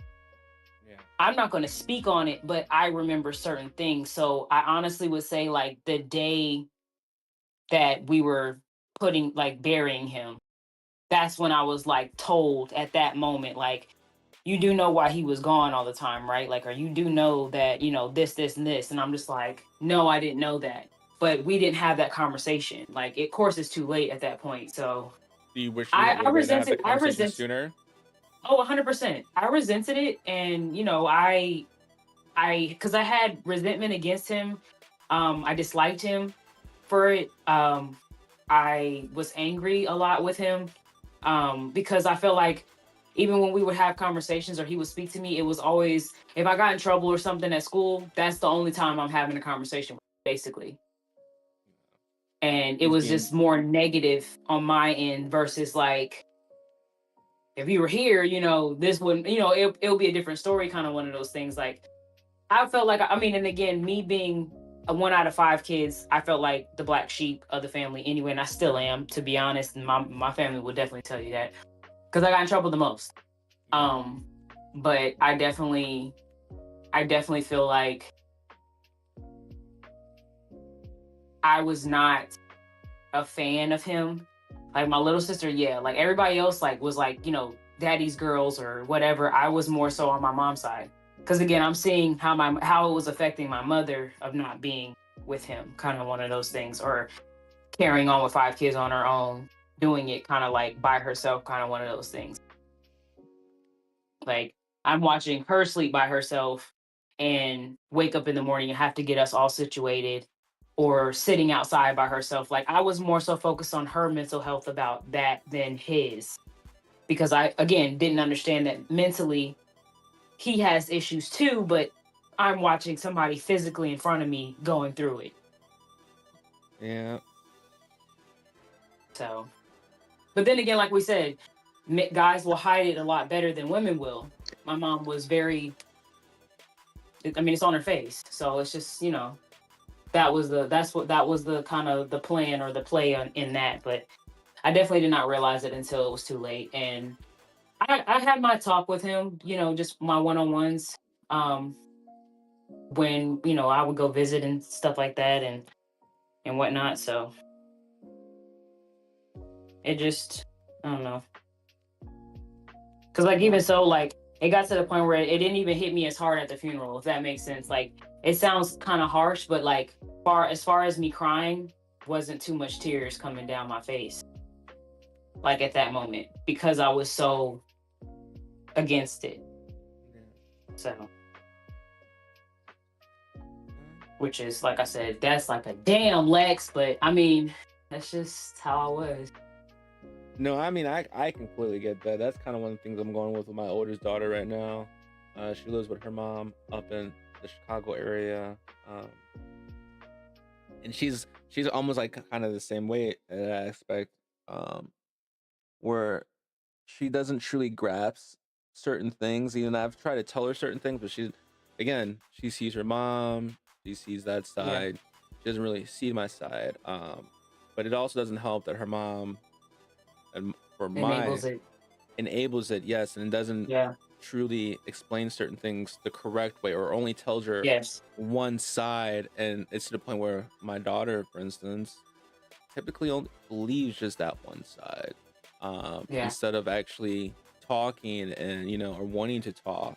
She's already made up her mind when we talk about certain things that she's going to believe what her mom said, which is sad, because if she knew the whole truth, I think it'd be different. But I'm also one of those people where right place, right time. It's still not Right. the time for her to know certain things. Not to mention, I'm all whatever happened between her and me and her mom's between me and her mom, not Yeah. her. And unfortunately, if it is spun with the not being, not being on the other side of, but making the child turn against you, then that's not fair. Yeah. Right. It's definitely fair. Yeah. Yeah, and she typically believes what her mom said about certain things, and I'm always sitting there like, I could put it all out there. I could put everything out there. Show you the whole picture. But again, she's 15. I also worry about her mental state. If she found out a lot of stuff and found out that things weren't really how she perceived it to be, and she's angry at me and treating me a certain way, and it's going the wrong way, and it'll affect her negatively. So for my instance, I'll sit there and I'll be the bad guy because I'm okay with taking that burden versus my daughter shouldering it at her age and realizing that she was wrong about certain things and she's acted a certain way, and I don't want her to feel guilty at this age, especially since You rather her be mad. You rather her be mad at you versus her mom or herself, because at this age, how things are for a lot of kids, when things don't go well or they feel things are too tough, there are a lot of kids these days that do the Blame unthinkable. Yeah, they do reckless things, and if it takes my daughter being upset with me to cope to what she's going through right now, I will gladly accept that. Does it hurt? Absolutely. Just because my daughter's my firstborn, she's, to me, she'll always be my baby. Yeah. I'm always gonna be there for her no matter what. But if she chooses to be upset with me because she only knows one side of a narrative that's been spun without truly knowing the whole picture, there's nothing I can really do about that. For instance, my little one grew up being isolated from half my family, and the blame had recently been put on me, and it was put on me when my mom had passed this past March. It was all put on me while I was going through my grieving period, and for me, I was like, dang, why am I being attacked for grieving? And as and it said, when my little one was real little, before I even went into the military, I had my little one all the time. She was always with me, doing everything with her. Then I went into the military, and then it was, she barely got to see me. She barely got to see my family because her mom kept her from us. And then when I got out of the military, I'd take her mom to court to put some more stuff in place so that way I can get her, more on a consistent basis. And then a few years ago, she hit me, with some things where she wanted to try to know why me and her mom went together and that we should have stayed together. Now, mind you, her mom has been married, has another kid, happily married. But in her mindset, I'm the bad guy because she thinks that everything is my fault, and I left. And I'm like, I could tell you everything, and parts of me want to, deep down I want to. But at the same time, I'm like, well, you live with your mom. Your mom dictates certain things. I don't want to make you feel angry or bitter towards your mom if I actually tell you certain things that has been kept from you. I don't want to create that environment for you. So I will stomach the burden. I will stomach the anger you have. I'll take it all. Does it hurt? Absolutely. 100%. But I'm willing to do that. It's very crazy that you say that, because that's, as far as my oldest son, he's not 15, but he's 9. And no, I'm not military. His dad's not military. But the exact thing is happening as far as I'm not seeing him. And it's due to the fact that his dad tried to do that himself. That's what I actually have to go to North Carolina for, because I have to go to court because of that, because he keeps violating the 50-50 arrangement, and now he's trying to get full custody of him. But it's again, the concept, it's it's upsetting, and I've been taking the blame, even though he's not mentally or physically coming out of his mouth saying, why aren't you around or anything like that. I think my hurt comes from him seeing other people in his face and thinking that that's his mom. Like, just that hurts me more than anything. So I understand, like, to an extent, as far as like on the female side of it, how that feels. And yeah, that's Yeah. definitely so. It's definitely not nice. And for me, I got 5 kids. And it's not, and I think for me, the toughest part in all this is that I have two kids that don't live with me, right? Yeah. 2 of my girls that don't live with me. My oldest and my middle girl. She lives with her mom, who just got out the military not too long ago, and she's married to someone in the military still. And we had a big powwow recently. And like, for instance, like, her mother is in this belief that we have 2 kids together, and those 2 kids are sisters in her mom's eyes. Those 2 kids are sisters, and they don't have any other siblings. So all my other kids that I have, they're not related to them, according to her mom. Which, I'm like, that's not fair, nor is that true, and you should not be telling the kid that, because if I have kids, even if they're not by you, they're still siblings. Just like, you have kids, they're still siblings to to my daughter. And I was sitting there, because we're getting ready to go to Germany coming up soon, to the new duty station. And I'm like, all right, cool, hang out with my kids, and have them all together for summer for a bit. And I was like, oh, you get to hang out with your siblings. She's like, I don't have no other siblings. What do you mean? Yeah. My mom says that I only have one sister, and your other kids aren't my siblings. Whoa. Why is she telling you this? Like, your older sister is your sibling. Your younger brother who lives here is your sibling. Your sister here is your sibling. You have a step brother. They're all your siblings, whether, your mom agrees with it or not, they're your siblings. And of course, her mom was in the background coaching her this whole time, was like, no, they're not your siblings. They're not related to you. And I'm like, well, if that is the case and how your mom is wording this, then your little sister there is not your sibling, because according to your mom, if we're not the same parent of that kid, then you're not your sibling. Yeah, that's bitter as hell. Yeah. And then her husband stepped in, and I had to explain to him. He said apparently she was lying to him too, and he was like, I put it straight. He was like, I put it straight, don't worry about it. And I was like, yeah, but I was like, to me, that's very hurtful. Like, she has siblings here. Yeah.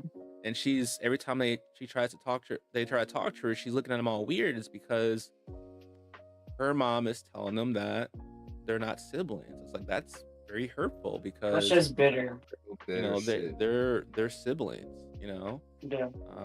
100%. But a lot of stuff I will stomach and take, and I'll say, you know what? I don't want to cause any problems for my kids if they're not understanding this stuff yet, or I'll just take the burden, and just hold it all in. And eventually, when they get old enough, hopefully I'm still around where we can have an adult conversation, and they're willing to listen, and I can properly, truly explain stuff if that time comes. Until then, I just take all that burden in. But it shouldn't come from you, though. That's the thing. Like, it shouldn't just come from you saying that. Like, if you're saying, like, the other party, but, like, that's a co-parent thing, and the fact that she's doing that is that's no. I will say for myself, I genuinely think that that's part of the reason as to why I didn't have kids just yet. Specifically because of the fact that I'm terrified to deal with an individual who is, she's gonna be on some real life, like, bitter shit, and like I want to be a husband and a father kind of thing. That's what I would like to be, but that may not be the case, and I understand that. Mm-hmm. But I don't want to be with somebody who would intentionally use my kids and hold my kids against me. That shit is a real fear of mine that I don't think I would be like. I'd be crushed by that shit. Cause that's the one thing that I've been looking forward to my entire life. Since I started dating, I literally started dating with the intention of finding a wife. From like 13, the first girl who I lost my virginity to, I thought that was gonna be my wife. Stupid. I know. But after every relationship being basic, I got cheated on majority of my relationships. I know for me, I played a part in that. Being either, what's the right words? Basically, I was insecure than a motherfucker. And that insecurity would often lead me to project shit that, now granted, I am a seer as well.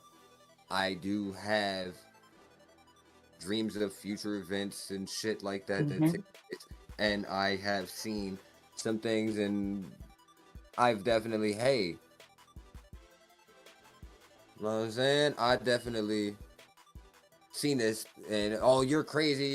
Come to find out, the entire time you was fucking somebody. Right. Like, so, I want someone who wants husband and father. So yeah, I can't with you, G. You silly as hell. But all in all, it's like, yo, I to really genuinely get that would be a blessing. I think that would be a blessing for me, but that's not in the cards for me. Not yet. Yeah, I don't want to. I don't want to just be with just anybody. You know what I'm saying? I want that woman to want me as much, to be as loyal as I would. We wouldn't have to even worry about there being a thought or question of, is this person gonna step outside on me? That's my only deal breaker. You could cheat, bitch. It's over. Like, fuck how long we had it going for. You cheated once. Who knows how long you've been doing it for? You haven't been thinking about me this whole time. I'm good. Reptar, thank you for the second month in a row subscribing. Hey. Wait, hold on. This avatar is Kai's avatar. Kai, are you doing commissions for avatars in the future by chance? For Curious Minds?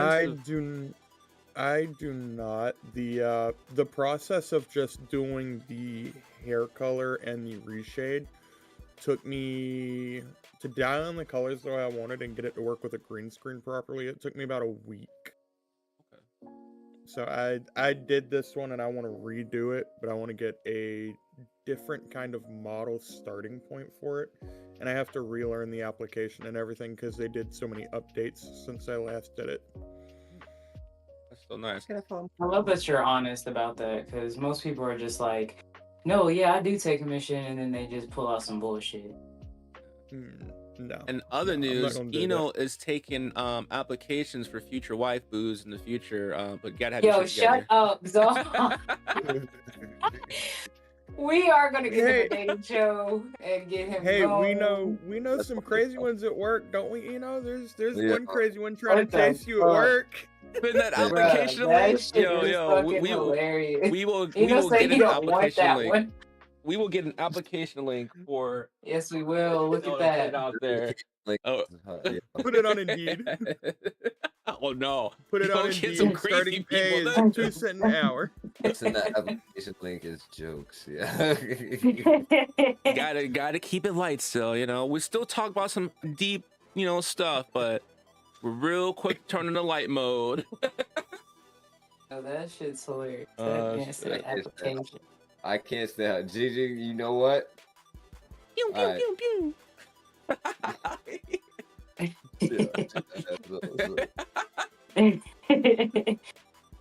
Don't worry, we'll get you to we'll find you some love.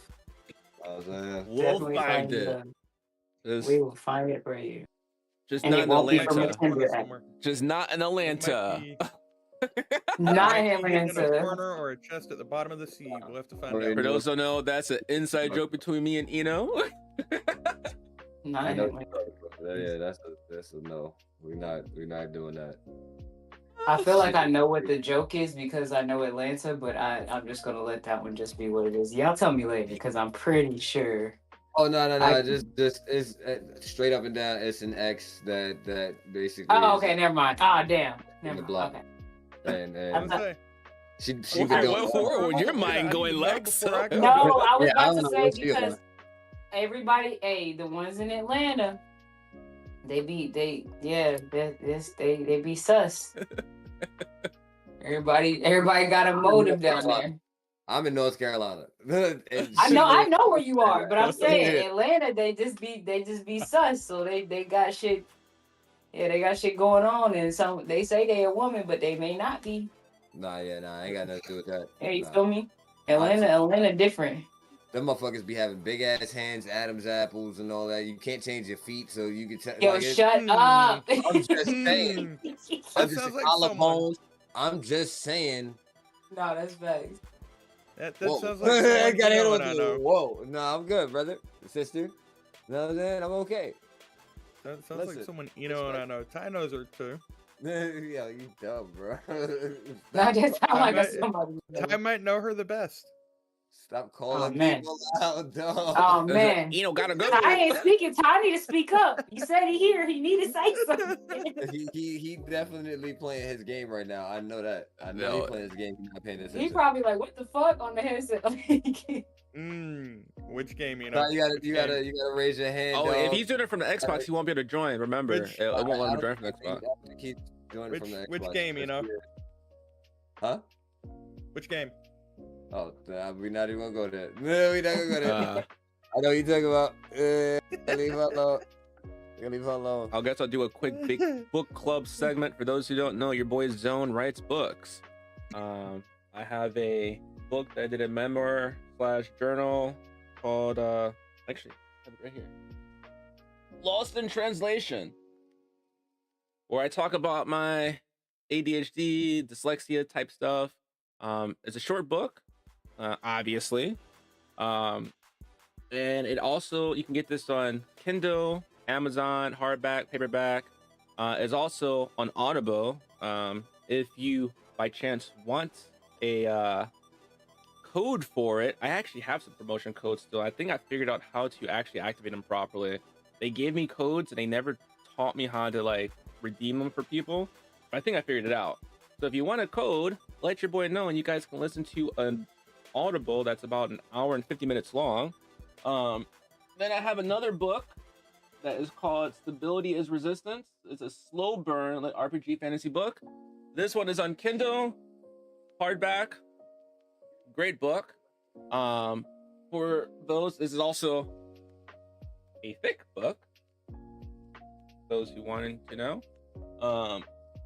I also have 2 books that recently published on, you got her. The 2 books I recently published. One was on Mother's Day called Borrowed Face.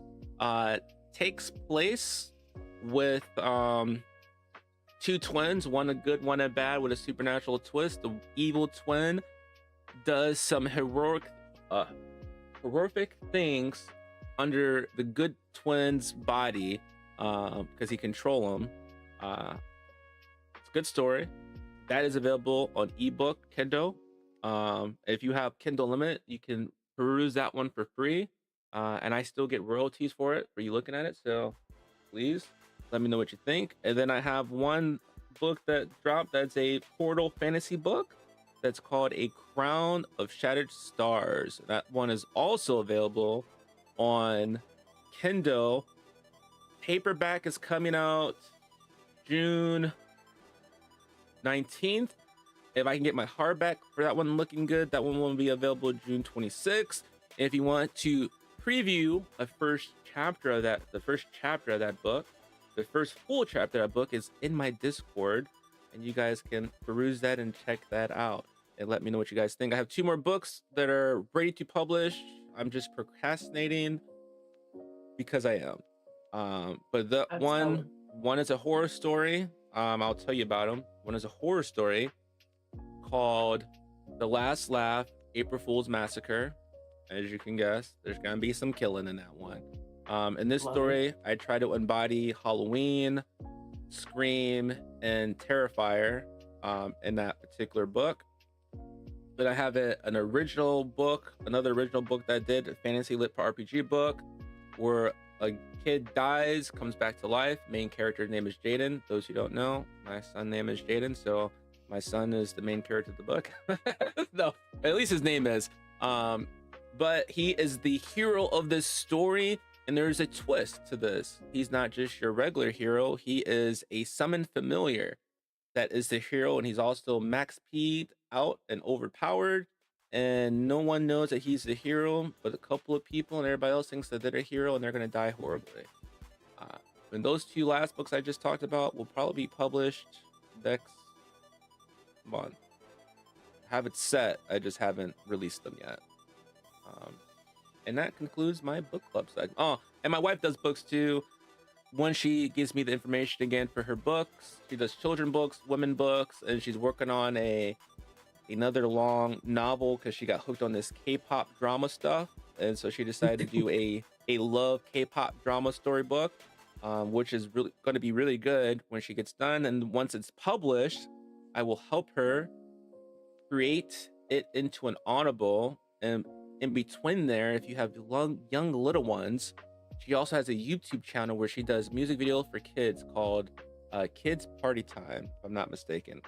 I might not get the full name correct, but if you want her kid channel for YouTube to occupy your children if you have kids, reach out to me and I'll get you that link so you guys can tap in and show some support and hopefully have some songs that will keep your little ones busy.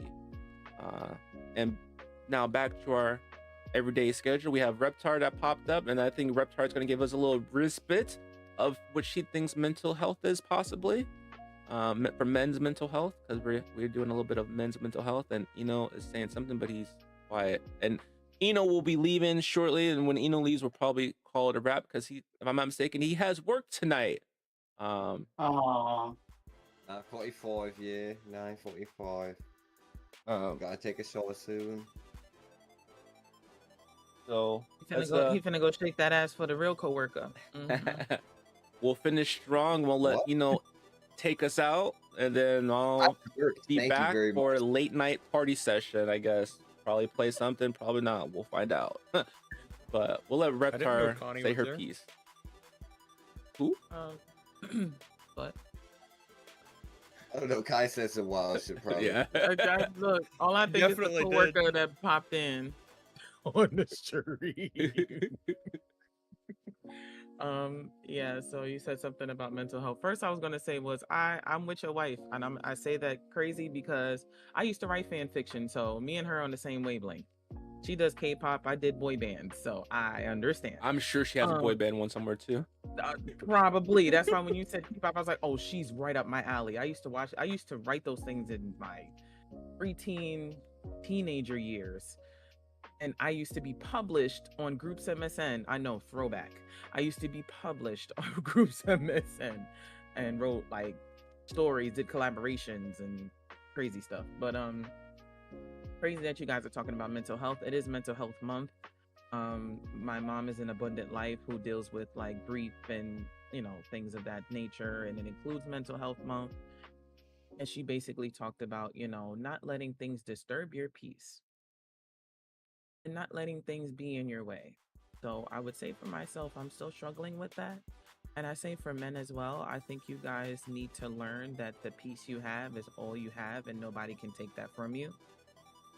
And if you're able to develop that yourself, if therapy is included in that, sure. But if you're able to develop some form of peace and you're able to, switch it into something else, then, that'll change the game for who you are and what's going on. As women, we deal with these things every day, but like for men, you guys need to find a vulnerable place that you can be vulnerable in, because you have decided that you are this masculine man that do not want to share your emotions with anybody because it's seen as sassy, and it's seen as something of you being a bitch. unfortunately. I don't see it that way, of course, but I truly feel that you guys have to take a beat. And if there are people that think that you are a bitch and think you are sassy, move away from them. You have built up enough peace to walk away. True. I always tell people, if I get emotional and they be like, "Oh, you're a bitch," I'm like, "Come tell me that in my face in person." I mean, still, you God might damn punch him it, in the Zone. nose. You Say might that punch to him my in the nose, nose, bitch. and I don't think you want No, that. it's for me.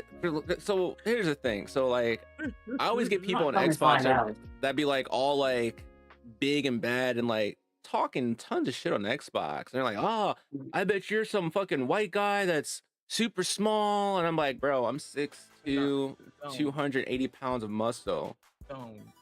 zone. I Eno will. just seen a I'm troll on my like, Instagram.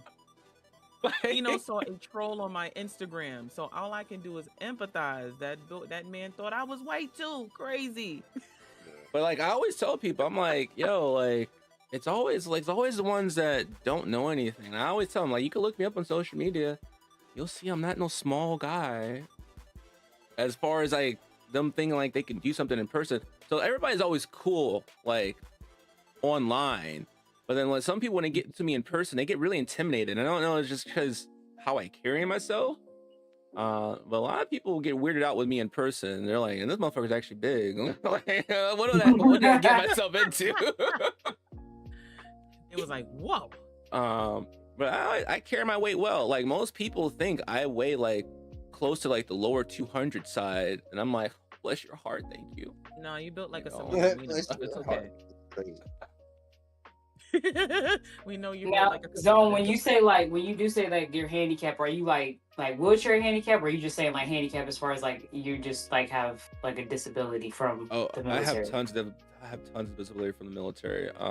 Potentially though, I could become paralyzed if I do the wrong thing. 'Cause Okay. I do have a bad spine. So Okay. like my doctor always tells me when I go to VA, I'm one step away on borrowed time. Because that's Why how do they bad my always do spine that? at. I have a Yeah. pretty bad spine.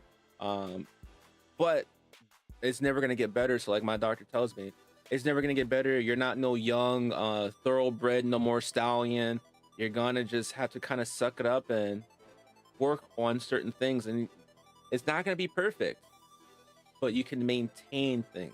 So I do So your exactly what my doctor doctor is says. an asshole. I Yeah, was gonna say your doctor sounds like an asshole. yeah. Along with that, I'm slowly starting to get short and develop super bad arthritis in my spine and everywhere else. Ooh, So Arthur and the itis. Welcome to the club. I just do what I can to to go by day. But I will say this, and if anyone's ever wondering, as my mental state, like the Hulk, I am always upset or angry at somebody. Yeah. This is a true statement for most people that don't know this. Daily basis, I want to hurt people. I walk around with a chip on my shoulder. I smile a lot, but Mhm. 9 times out of 10, I'm having extremely bad thoughts of wanting to hurt somebody because I'm just angry at the world. Yeah. Do I act on those impulses? No. If I acted on those impulses, there'd be a lot of hurt people around me. Mhm. I do not act on my impulses, even though part of me wants to. I don't. But I'm always angry. I'm always upset. I mask it with smiles. For those who don't know, like when I go off on Xbox and whatnot, that's me letting out a little frustration. There has been rarely rare people have seen me truly upset, and the ones that have seen me upset have been completely terrified of me, and wish to never see me upset again. So I do my best to try to keep my temper in check and try to keep my emotions dialed back as much as possible. A lot of times people think I'm upset when I'm not. But the one thing that does upset me when someone tries to tell me how I'm feeling or tries to project what I should be feeling onto me. And that does irk me. I don't like being blamed for things I didn't do. If I've done it, I own up to it. But if you constantly blame for something I do, eventually you will get a negative reaction out of me because I don't like being blamed for shit I didn't do. I'll take full credit for shit I do. just don't like to be blamed for shit I don't do. And I was like, if you didn't do it, you shouldn't be upset. I hear you. No, I no, hear that's you. not how that works. You're But that's accusing not how me of that. some shit that I That's don't not how it do. works for me though. Fuck you Right. mean? I shouldn't be. No. You don't get to tell me how the fuck I should respond or react to you accusing me of some fuck shit. You know, Fuck, it's you dictate my I'm innocent response. to proven guilty. I'm innocent to proven guilty. And you know, like I always tell cops, I used to work for a police department too. But I always tell people when I get pulled over, when I get stopped by a cop, and I refrain from getting information. You're hiding something. No, just because I don't want to tell you does not accuse me or incriminate me. It just means I do not know you, stranger danger, and I Right. don't do small talk with people I don't know like that. So if you're an officer pulling me over and you're like, I want to know where you're coming from, you don't need to know all that, and I'm not going to give it to Where are you. you coming from? Yeah, I'm definitely that person that fights back and pushes back against authority. I've always have been and always will be. Yeah, that's But hence why I said black sheep. I Well, was what gonna is- say Yeah. the fact that you just said that, fun fact, because did not know that. Only because every time I have heard you, I actually said it. I think I said it, but I don't know if I said it to you. I think I said it. You might have not been there, but I was like, Zone is always like your spirit. Like you just like you're so. To me, you're like your energy is always like happy or just like you always have like a upbeat attitude. I feel like just like when you join X Discord or whatever, just kind of like that. For me, that's just me personally. So I was like, oh, okay, like, you know, everybody's always, you're just happy. I'm like, oh, but the fact that you just said fuck everybody is crazy to me. No, So it's not really fuck everybody. No, I know, but yeah, I For truly me, do it's deep fuck down everybody. But go ahead. like a lot of people, but I do have a lot of anger built up into me. 100%. And for But the me, fact is, yeah, like smiling, you just said, keeping that everybody. smile is me keeping myself in check. When my Yes. when my smile starts to falter, that's when people should probably worry. But I Scream do and my run. best to try to keep a smile on my face because I know that I do get hot-headed, and I know I have very horrible anger issues, and I do my damnedest to keep them in check at all times. Every now and then, people will see me lash out, but it's really rare because I do my best to try to stay in a happy place because I know people aren't comfortable around me when I'm upset. Well, So- I hope that you do not get what I have because I am used to be like that. Very, very to the point where yes, I am going to like anything somebody says, I'm like, yo, fuck you. Like it was really intimate and of course I would get upset, I would get mad, but I ended up getting severe acid reflux to the point where when I get upset and pissed off, I now throw up. Oh, I don't throw up. I start to So- feel sick. I don't throw up yet. Yeah, feel like I sick. get really sick, my stomach, and I can't eat. I've done Like that throw up stuff. it's with the bad, but acid it was to the point where like for a whole month straight, I dropped from 145 to 106, and I think I showed y'all the prom pictures and stuff like that. That's when I dropped down because of the weight, but that was because of my anger. Randomly happened. I couldn't even eat a freaking oyster cracker because I would throw it up. Like I couldn't eat for a month, and I was just drinking pretty much G2 Gatorade out of a straw, and I had to sip it.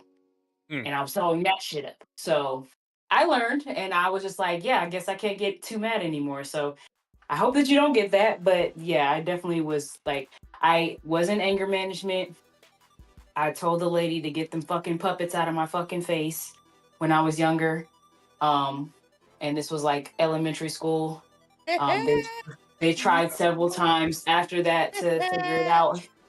I ended up having a hernia because I used to hold my breath. I would physically hold my breath and like strain my body and like kind of do the like when little kids do that. Like I was doing that to the point where I literally put a hole in my stomach.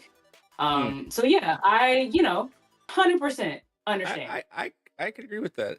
When my dad mentioned it last week, I don't even know if anyone caught it last week, but when I was in kindergarten, my anger was not in check.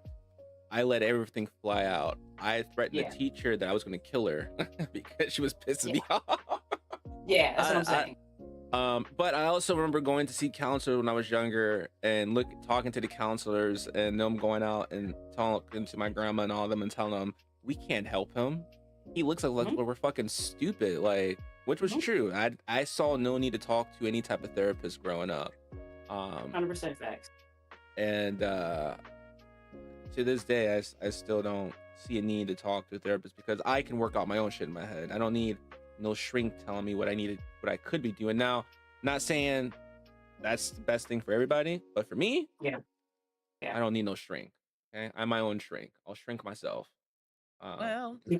I would say 100%. like stress levels, right? That's what it sounds like. We all have a level of stress that, messes up our bodies. And as a person that, if I have 1 ounce of stress, I lose my damn mind. So, meaning That's used stress. up. I know it's getting, yeah. This avatar thing is messing with me, but the level of stress that happened in my body so bad, I developed seizures. This was college, scared my roommate to death. And it's not the big ones that spit up and you foam at the mouth kind of thing. It's one of those that, have you ever daydreamed and you had a moment and people like, you good? And you'd be like, yeah, I just zoned out for a bit. Zoned out. But it was more so like I can daydream and not come back. Mhm. That's scary. And Long so time to time. yeah, it's like one of those daydream, you can't come back things. And then, that was one thing of stress. And this was college. After that, it was another bad stressful time. I went blind in one eye. Literally, the fluid was in my eye so low, I saw a black spot and I couldn't see in my left eye. It's the stress, just to name a few, like that stress alone can mess up your body so bad. Sis just said acid reflux. I truly feel I Yeah. got that from stress too. So, Yeah. but that unfortunately I do have as well. So a lot of things happened to me as a stressful person that I had to realize after a certain age. I think like 28, 29 is when I said, fuck these niggas. I really truly feel I finally said it after I've already said the whole time of my life, even as a kid. My mom will tell you she hated people. I truly hate people. I don't function well around people. I don't like people. Zone Right. said, it's not fuck everybody. No, for me, it was fuck everybody since I was a kid. Yeah, Mhm. yeah, No. I get I didn't that. like anybody. I was not a fan of people. I did not stand people, couldn't talk to people. I couldn't even look at them right. That's why I can always tell you I can't fix my face. Because I don't like Huh? people. You say Yeah. something really stupid, I'm looking at you weird already. I really am. It's either I don't understand it or I do, and I want to give you a chance to fix it. No, I can agree with So that. it's like, for me, stress levels is the reason why I said before, I've built up enough peace to walk away. And part two is, y'all might be like, hey, no, Gianni's cool. She come in here wholehearted and man, please, fuck these people. I be on this thing like, fuck these people. I don't want to talk to anybody, but I'm here because I like you all and you like me too. But if I wanted it my way, I wouldn't leave my house. I wouldn't go to work. I wouldn't go out nowhere. I would stay home and do nothing if I had it my way. Hey, yeah, listen. Yeah, see, now, If I had it my way. you kind of talking my language. I'm not gonna lie, because I'm Yeah, 100%. I told you to send the application, but you I'm finna bypass me, 100%. right? I'm 100% the same way. There's, especially because of my job now, my social battery is drained. Yeah. I like, I'll come back for that. Yeah. No, facts. He did the bloop. He said, yeah, He he did a returned. bloop noise. No, but all like real shit is my job drains my social battery to the point where like it genuinely sometimes is a struggle for me to just like you'll see me get I'll probably be on Discord and shit myself. Sometimes I won't even be on Discord. I won't be playing the game, but I'll be online. And what you doing? I am just watching shows, nigga. I don't want to be dealing with shit. I'm just trying to stone the fuck out. I'm locked into my own, trying to get out my own space. I don't want to deal with nobody, and I just go straight to let me just watch me my TV shows. I chill the fuck out. Those be those days where like my battery it did not recharge with sleep. That shit was completely brought down to zero, and this shit gonna take a minute to recoup. I have to sit back for a good 24 hours sometimes. just so that way I can be like, you know what? All right, cool. Now I can. Hey, what's going on, y'all? How's everything? Everybody good? All right, cool. Glad y'all good. Sometimes it hurt, but I'd rather project positive energy than for me to push whatever the fuck I'm feeling. Yeah. So, It's hard to bounce back from it, and it's hard to like come out of it because I definitely like like on top of my reflux, I definitely understand where Reptar's coming from as far as like just that part of like I wouldn't use the term stupid people, but I just don't have energy for it. And Nonsense. yes, complete nonsense. Like complete nonsense. Or it's just like I mean, and then for me, to be honest, I mean, as far as going as like if a guy is more so annoying me, it and then again, I'm not using this in the terms of the mental health part of it because like I said, like when I say crying for guys, like when I use it specifically just for myself, if you hear me say like, yo, stop fucking crying, it's because I'm hearing them whine about some shit, and it's not like shit that has to do with how they feel. It's, well, why did you shoot me? Like it's just something along those lines, like that. I'm like, are you fucking crying right now? Like, that's why I shot you. Just being a bitch, like complete bitch on just like, but it's I'm using the game as an example, but just like that all of something. Like, shut the fuck a up. higher please. caliber, they won't cry. Right, like pipe down, Paulie, because like what are we doing here?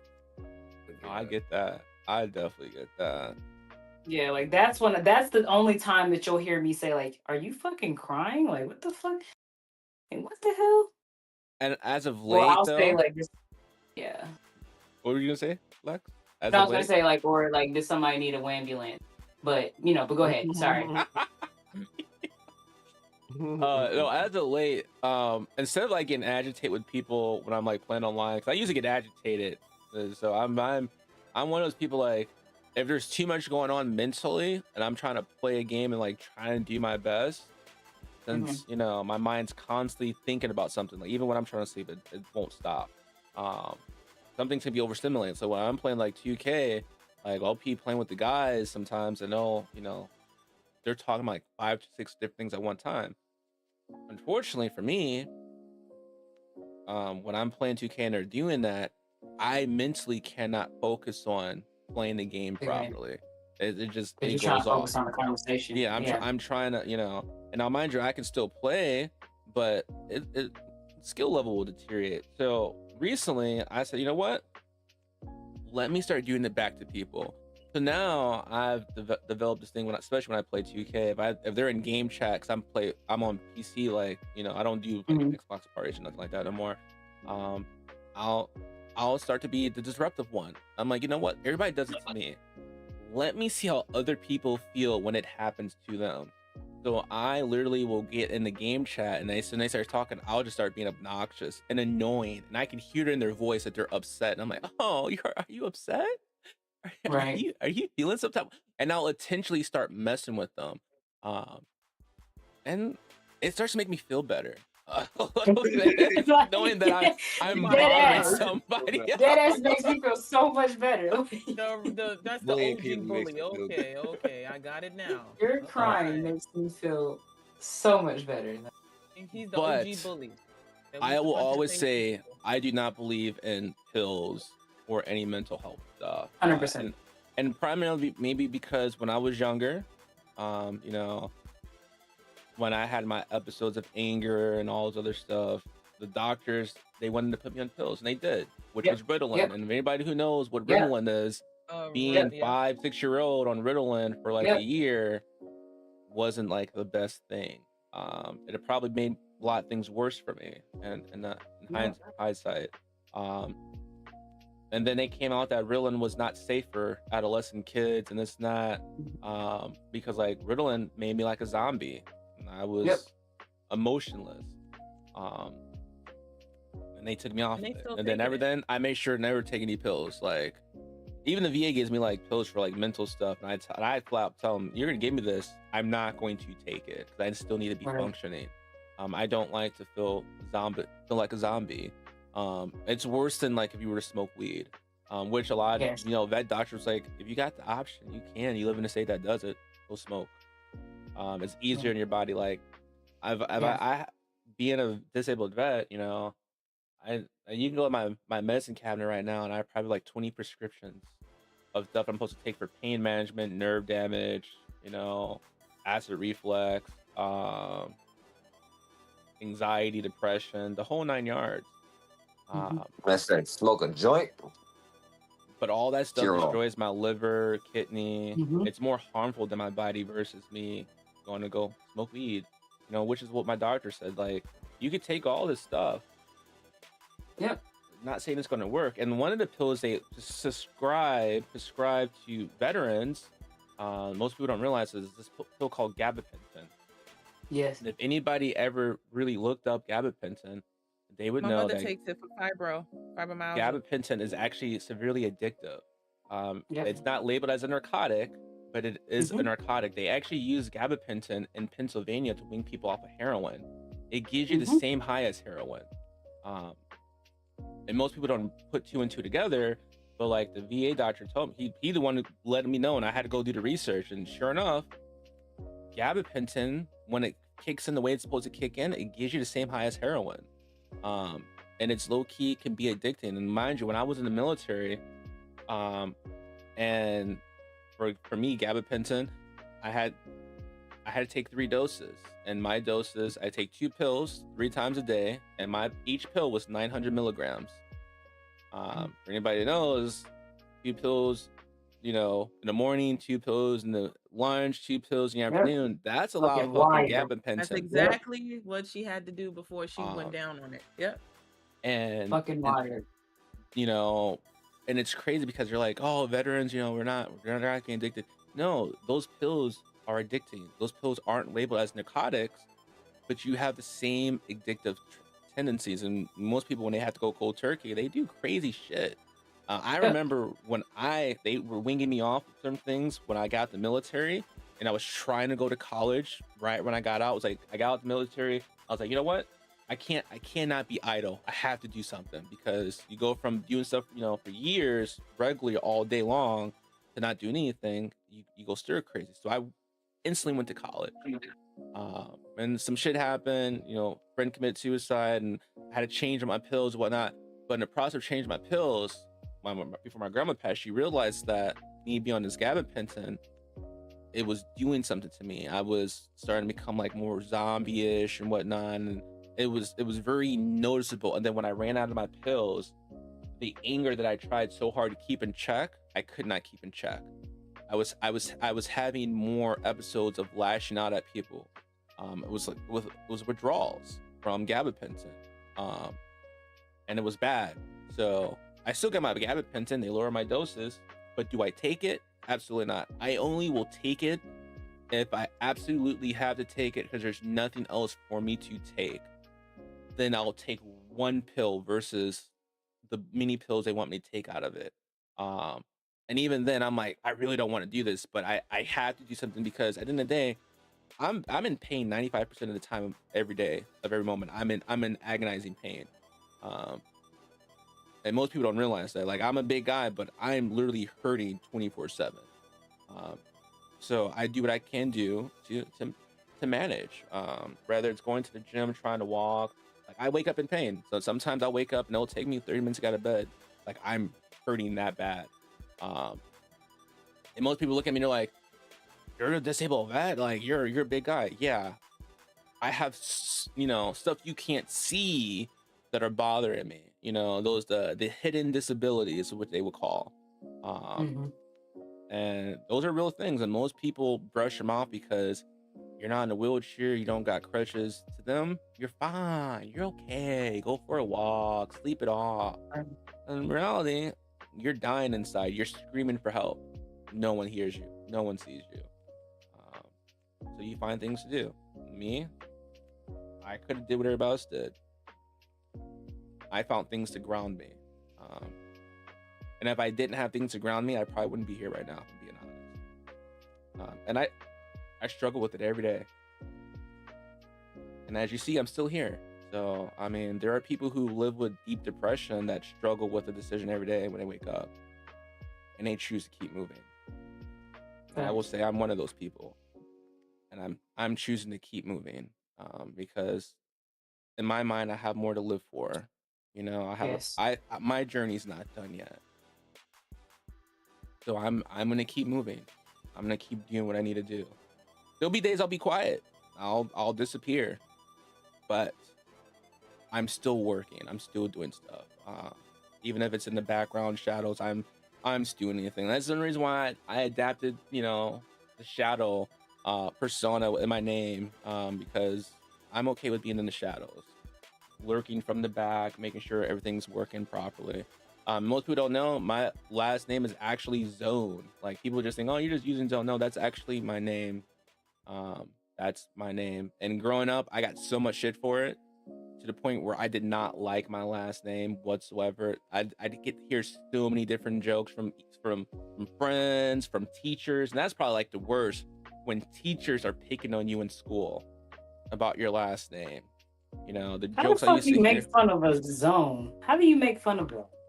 AutoZone, you know, you Ah, see your brother shit. AutoZone, Toll Zone, you know, Auto it's just, parts, you name it, they got it. yeah, you know, it's just, It's oh unfortunate. yeah, I didn't even I'll think be about looking that. at It's something good. like, oh, you're zoning out, stop zoning out, Zone, pay attention. And I could have just looked away for a second, instantly being targeted and made fun of with my last name.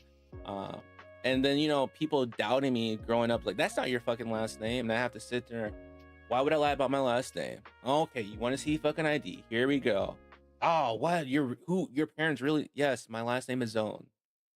Like, is that so hard to believe? Like, there's so many weird ass last names out there.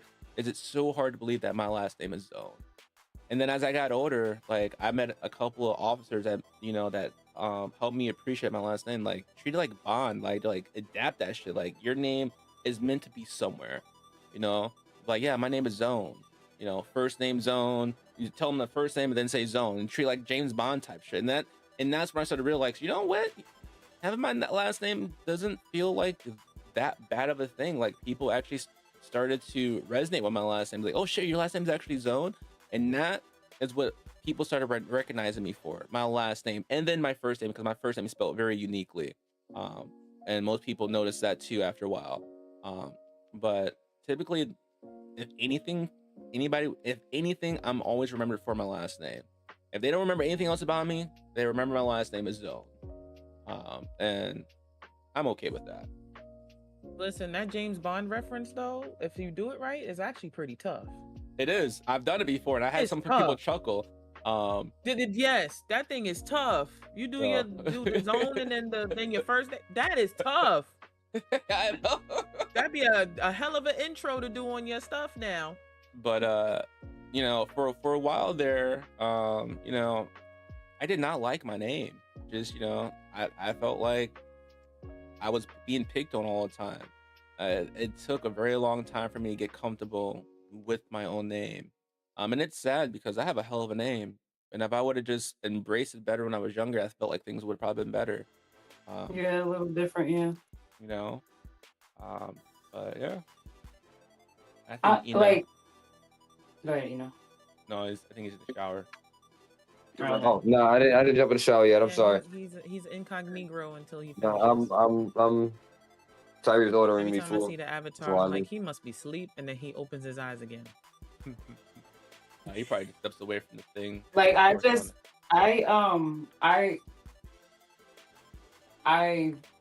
think growing up, like my mom never, like my family never taught us, like I said, besides my dad, you know, like I said, pretty much telling us as a kid, like, you know, Rodriguez says don't cry, do all this extra stuff and stuff like that. Because I'm kind of like piggybacking on what you were just saying, Zone, like as far as like being bullied, and then like, you know, it makes people like, some people, regardless of the health condition part of like the physical part of it, like make people want to believe like they don't want to, you know, wake up or do anything like that.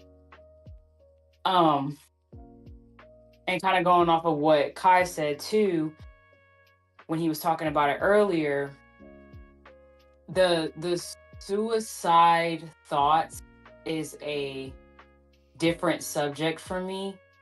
Not necessarily that I don't understand it. I'm not going to say that. I'll say into the sense of there's always a pinpointed reason as to why somebody results to that being their first option.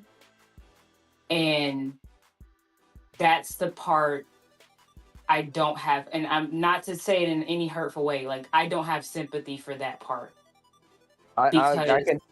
I'm sorry. yeah, I would say the misconception is that that would be the first option. It's usually the last because they've done the attempts yes, of trying to, hey, look, I'm dealing with some shit, and when you're constantly shunned and belittled and whatnot yeah, from being like understood or even being heard, you tend to say fuck it, and that's what yeah, happens to people when they get to that point. They have attempted so many times to reach out, and nobody is like, it's literally nobody. The closest people to them are basically like, nah, it's not wrong with you, my nigga. Go figure that out. And then yes, they wind but up doing some I will shit. say, I will say like adults different, yes, but kids, like, because now I'm seeing kids do it, and it Yeah. pisses me off even more when I see kids do it, because I honestly don't feel like for the kids, you haven't lived that long into your life to like be like, you know what, fuck this. I don't even want to deal with this shit. Now, granted, like I said, going off of what Kai said, you know, as far as like family wise, like it was just a lot on him, and like him realizing that shit and stuff like that. And not to like put that back out again for you, Kai, I do apologize, but that part of it I understand, because yes, there are kids that are going through certain things like at home and it's affecting them. But when I'm hearing more and more, because it was, for instance, I don't know if you guys even were like, if it was popped up on your news channel or whatever, like when it happened, it was a 7-year-old boy that killed himself because he wanted to express himself as he liked guys. And it was just like, yo, you're still developing, you're still trying to figure this out. Like his mom embraced it, family embraced it, but the kids at school bullied him, and he went to the house and basically just ended it. And it's just like, it's sad as fuck for me to hear it, and at the same time it pisses me off, because I'm like, kids don't know that that's an option unless they see it. That's TV, that's fucking news, that, like, you feel me, like that's just whatever bits put in like into perspective. Like kids can say it at school, but where the kids, like, you feel me, like it's always a line as to how everybody knows about this. Like it could be, like I said, like on TV, mainly on TV for kids. Like it's being projected to them, it's being shown to them, it's not being censored. So it's like, and I get it, like, yeah, you know, this is reality, you need to learn it, but it's like, bro, like you're not even knowing what you're mentally doing to these people, like, or these kids, like, especially, because it's like, bro, they're putting it in their heads that this is their only option, to just say, you know what, if I'm hurting, I'm just going to go this route. For adults, completely different. I get that, because you know, you've lived a while, you've seen different things. Like you said, you know, you're trying different things, you're talking to people or trying to talk to people. Some people don't talk to people, but the ones that I feel for more when it comes to certain things like that is the ones that have the mental issues. The ones that have the mental issues, like you just saying, oh my gosh, my boyfriend's leaving me and he's never going to come back, I'm going to kill myself. I don't have no sympathy for you.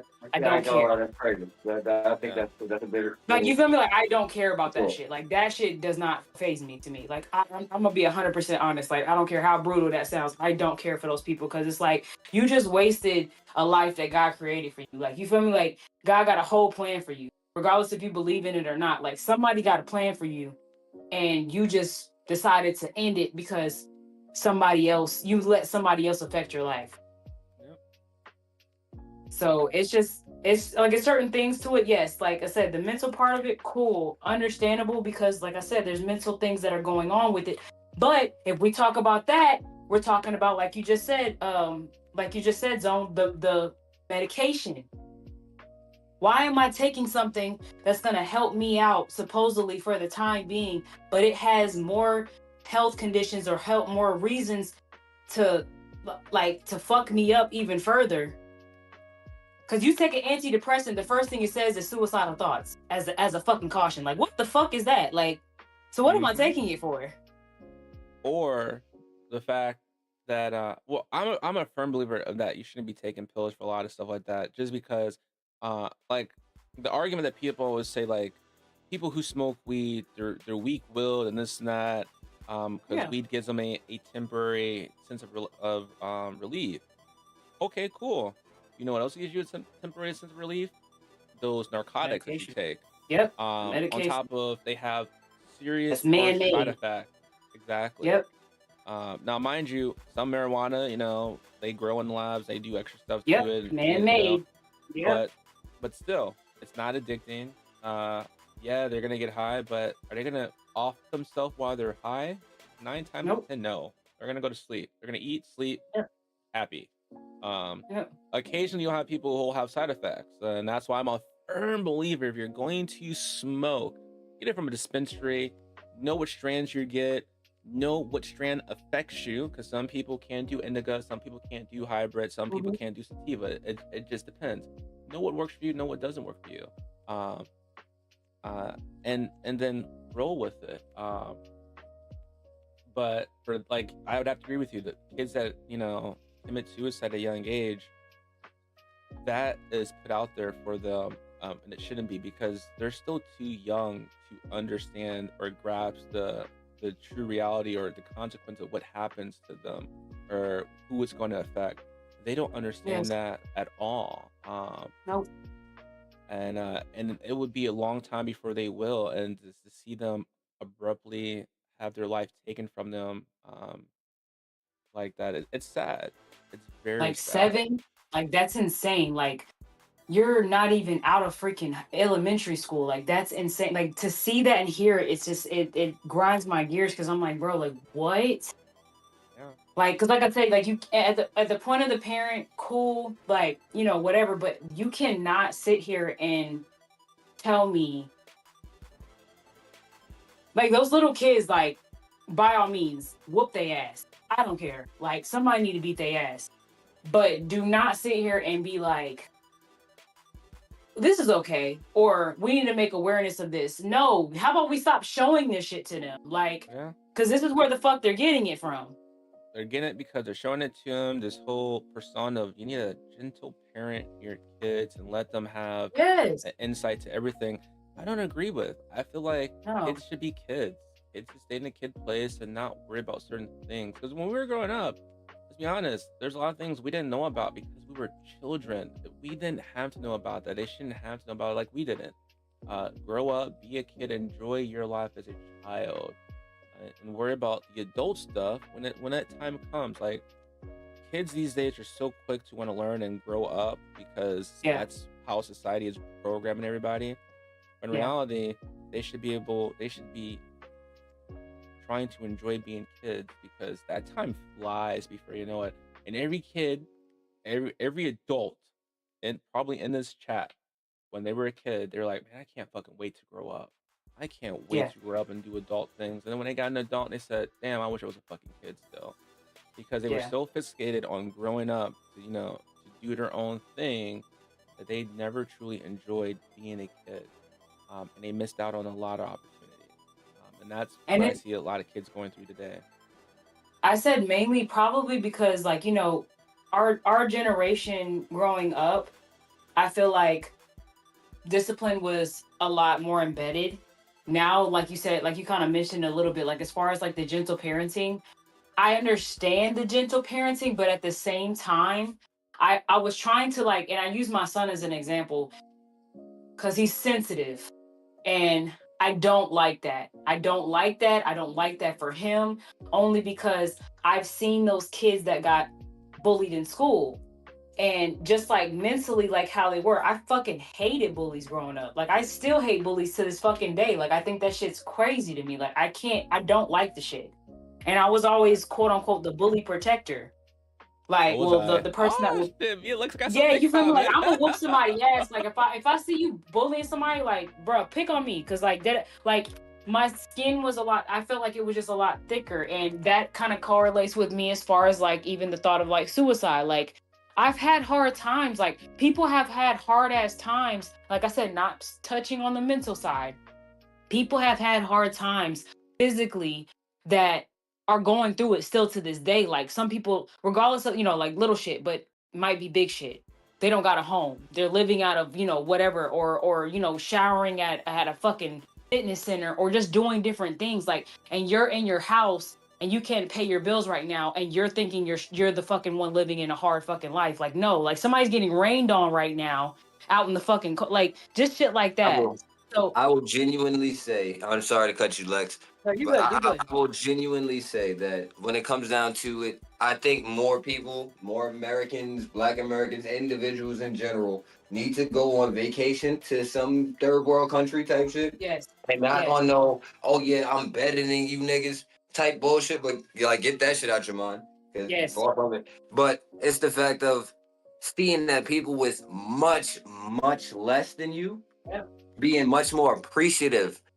I'm talking about motherfuckers playing soccer with a deflated ball with no shoes on a gravel and dirt road with just the square of a fucking net, not an actual fucking post, and they enjoy every moment of it. Motherfuckers used to sit back before niggas can afford basketball hoops and shit. Niggas used to nail crates to the wall just so they could have a spot to shoot if there was no good parks in the area, or if you couldn't go to your park because niggas was always shooting, like shit like that. So can I interject? Yeah. Y'all gonna hate me because I don't give a fuck about what's going on overseas. I'm not gonna lie. I am a person that cares about what's going on here. And as an ancestor, as we most of us are, to probably all of us, I think I know where you're going. Of over 400 years of slavery, and they just removed the Civil Rights Act, or is trying to remove it. That was 1964, and my mom is still alive to see that it's being removed. That's enough problem for me to worry about my third world country that my ass is sitting in right now, because we as I'm gonna say BIPOC because it's all of us now, but there's some of us that voted for other things, and I won't get into that. But you gotta understand, we're losing our shit today. We're losing our shit today. And respect to those that have family in overseas, and I know they are struggling. I know they are. But as a person who was Black American first, I didn't have all the mixins and carrying on. I just was light skinned and was raped by my colonizer. My family was raped by my colonizer. Okay, that's how you that's the only reason why we end up light skinned. All of my ancestry paperwork is mulatto. I can only care about that first. I can only care about that first because they assumed that I wasn't Black because I was light skinned. Even as a kid, I was assumed to be a white girl. So I can't, and I know, and look, Zone, you laughing just like your last name. They thought I was white. Well, no, I'm laughing because my little ones go through that right now because you understand. So they homeschool and they had to take a test, and I went to go pick them up for their test, and I'm sitting there waiting in the line, and my kids are looking at me, waiting to come to me, and this white lady walks in, and they walk up to her. Oh yeah, your daughter did well, and she's like, "That's not my kid," and it's like, "That's my dad." And they just kind of stopped and look. I'm like, I'm mixed. I bet they did. My kids are mixed. Like, we're in 2026. Like, that shouldn't be something new. Right, but at least you can tell these people they are mixed. You were the person that had to show your ID to say that my last name is Zone. I'm showing my fucking ID that says Black, and they're looking at me like I'm lying. My grandfather was born a Negro and died a white man. How does that work? How does that work? That man had blonde hair, blue eyes, light skin, lighter than me, but he just wasn't. He was just a ancestor of my ancestors. That was in that slavery stuff. Ancestry is real, okay? Ancestry is real. Love that website because that thing messed me up so bad. Come to find out that my family was slaves of Fort Bragg, and not the main Fort Bragg one, the brother. Not Braxton, Joseph. Okay. So we want to say we worried about those people that had things missing and want to come here for asylum. I get all of that. but I can't be worried when I had to do it here in my own country that I was born in. Nailing crates on our basketball hoops who didn't give a fuck about it when the Bronx looked like a war zone. True. So That's a whole thing. understand, I get all of what you're saying. I understand, I get your point. I went to the Bahamas. That shit will never leave my brain. Coming off the cruise ship, beggars at my foot. Yeah. But I have to worry about where I'm living right now because they're telling me I'm not even a citizen. They're telling you that you're not a citizen. Your family is not a citizen. Your family that was put here by force on a fucking boat was not a citizen. And this is where Abraham Lincoln didn't do shit. nah, fuck that nigga. But I will Juneteenth say, did shit. real talk. That's part of the thing that I think that keeps me from moving forward. The fear of what I do next, genuinely, because seeing how much shit has taken place and whatnot, and then understanding that a voice is needed. A voice is truly needed, and it needs to be someone who is able to bring the calm and the radicals together to be able to genuinely make some shit shake.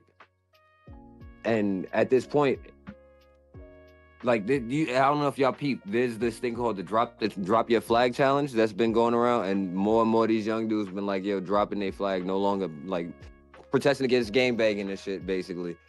And like no, not wanting to be a part of that organization anymore, but wanting to do something more positive and be something more positive. But genuinely seeing that, and then at the same time seeing what the fuck is going on in this, like, unfortunately, and I don't want to preach that shit, but something's gonna have to happen, and it's gonna happen sooner than later if you're not paying attention to all these fascists that's got all of their fucking, they're up in arms and militarizing shit, even down as close to South Carolina. Motherfuckers has got fascist meetings where they doing fucking boxing matches and shit like that, as they're doing a tournament, and they're also networking, trying to gather troops and shit like that. Do you understand that they're removing the blacks from Congress?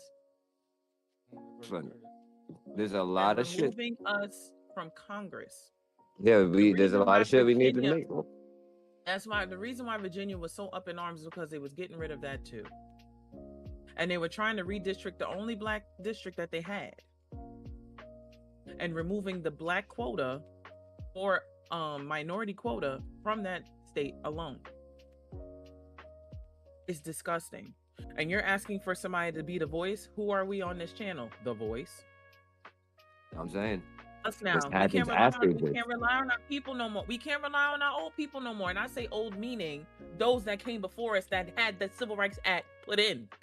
Yeah. They're gone. Those men are gone. MLK is gone. Jesse James is gone. John Lewis is gone. Yep. And they the ones that walked that bridge. They're gone. We are the only voices now. It may seem like we don't got one, but we do. The fucked up part is, suppress our voting. As much as we hate doing jury duty, they're suppressing it. We've done more than enough fair share of being calm. I'm sorry. But like I said, I am also not only peace, but the embodiment of war. Nigga, we gotta go do some shit. I'm sorry. Something's gonna have to shake in order for shit to be understood that motherfuckers are serious. You're not gonna keep playing with niggas like that. Yeah. And unfortunately, this shit gonna really have to go there.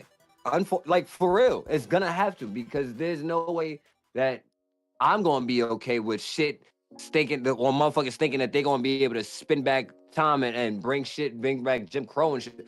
Not gonna happen, my boy.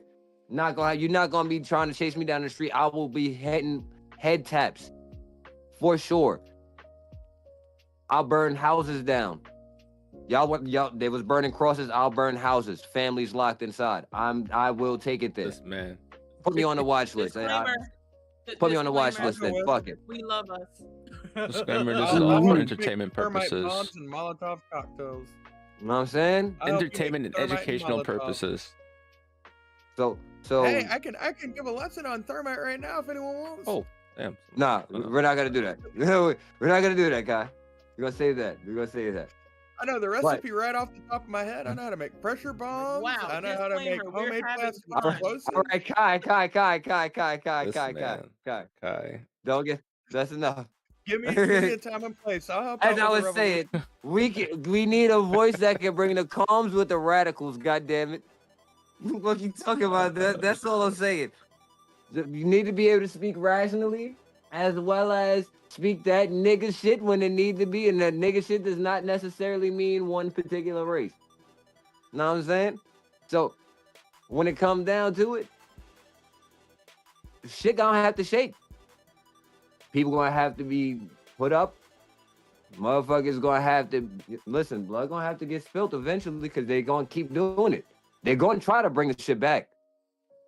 They're going to try to bring the shit back. And when they do try it, I hope all the motherfuckers who is, oh yeah, you know, I'm G-Bone, I'm Thug that. All of them motherfuckers that be on that shit, y'all niggas better be the first ones letting them things fly immediately. You The said ones try. The ones who's quick to kill their own in the street, y'all motherfuckers better be the first ones letting them things go in their motherfuckers' faces as soon as you see them on arrival. Ain't no talking, just bug spray. You saying try. It's already happening. Like I said, blood is gonna have to start being spilt on their side. Cause we keep on getting blood spilt on ours. God damn it. It's enough. It's enough. Motherfuckers is only gonna be able to sit back. We've played and been cool, calm, and allowed the quote unquote powers that be to have their way. That shit is about to end. It's gonna have to, because otherwise, I'm not gonna be living with my kids having to go with, oh yeah, you fucking nigger, as they're walking down the street. Not gonna happen. Not like that. The way you think you just gonna start swinging or throwing shit at my kid? Not gonna happen. You're not gonna have my kid in chains and shit. Not gonna be mine. It's not gonna be mine. I can tell you that much. So I can assure you one thing for sure, two things for certain. Your boy will never commit suicide. So if they say that I committed it, I damn sure didn't. Know that. No, he was Sophia from The Color Purple. I ain't committing suicide, baby boy. If I died on some suspicious ways, best believe they came for you, Beasley. But I'm guaranteeing you, I'm not. Listen, my kid won't deal with that shit. I'll be doing. Listen, what they say? Judge by 12, or is it carried by 6? Carried by 6, yeah. Yeah. I'd rather be judged by 12, and even then, that's if y'all can get me in there, because I might be I might not make it there. I might take a couple before I go. To go home. Not that being a whole Sophia on this Color Purple line. Get him off of soapbox. That being said, our boy Eno had to get back to his top flight security job tonight. Hey, you got your quarters? You got your quarters? Security of the world. I hate you. All right, make sure. All right, hey, make sure that bitch ready. You gonna have to call the real people. All right, make sure. Don't let them punk you. Oh, you know the number. Speaking of. Oh no. Speaking of, the funny thing is, one of the motherfuckers pulled up to the house, to the gate last night. Motherfucker had white power on the back of his arms and everything. Ooh. Then he ain't pulled none of that. Oh yeah, nah, brother, you know that. Oh, it was brother then. It was brother. Mind you, I'm not no big dude. I am far from being I am skinny than a motherfucker. But I'ma keep it a beam. And Kai can attest to this. Motherfuckers there don't play with me. I do not play with you're not gonna disrespect me. When you get disrespectful, I'm taking it there with you as well. And then the next time that they see me, it's, oh, hey, how's it going? How's everything? Hey, I'm so sorry about that last incident. Oh, okay, yeah, no, we're good. Don't worry about it. It's okay. I hear you, Lola Brooke. Don't play with it. Don't play with it. Don't play with it. Don't play with it. You're stupid. You're stupid. Before we cut out, I'd like to thank everybody for coming in, popping on the pod. Flex for showing up on the chat. Kai for showing up. Reptar's always here. If you guys don't know, Reptar has her own podcast called Reptar's Corner. Make sure you guys check that out. She's also a streamer. She has an affiliate on Twitch. Lex, I think you stream too sometimes. You know, we're just not. Yeah, you know, we're just not gonna put that out there yet. All right, when she's ready, know. we'll get the deets out to her when she's ready. Yeah. You guys all know, he streams, co-hosts. We be up in here hosting it, and you guys can catch him on Twitch. He's gonna be extending his reach sometime in the near future. We'll get those details out to you guys in the near future as well. Kai is also. I will a say streamer. I am definitely my bad. I'm sorry, my bad. Go ahead. I am definitely going to be streaming when I get off of work at 5:45, basically more like 6 something. That I'm able to come home, calm down. Yeah, I might as well because I'm gonna be up any fucking way. So I might do a 2-hour stream or some shit. Mad early, my guy. But all right. California will be up. California will be up with you, buddy. I know. Kai also streams himself. He's on Twitch. I believe his name is Kai Plays TTV on Twitch. Yeah. He does a Minecraft and some other stuff in there. But if you want to get into real good deets of what he truly does, y'all gonna have to tune into him when he goes live on Twitch to really get the juicy information. As per usual, you guys know your boy Zone streams Monday, Tuesday, Friday, Saturday, Sunday, pod, and occasionally Wednesdays when we get Eno to act right. If not, Reptar's just gonna keep stealing his corners for the pod.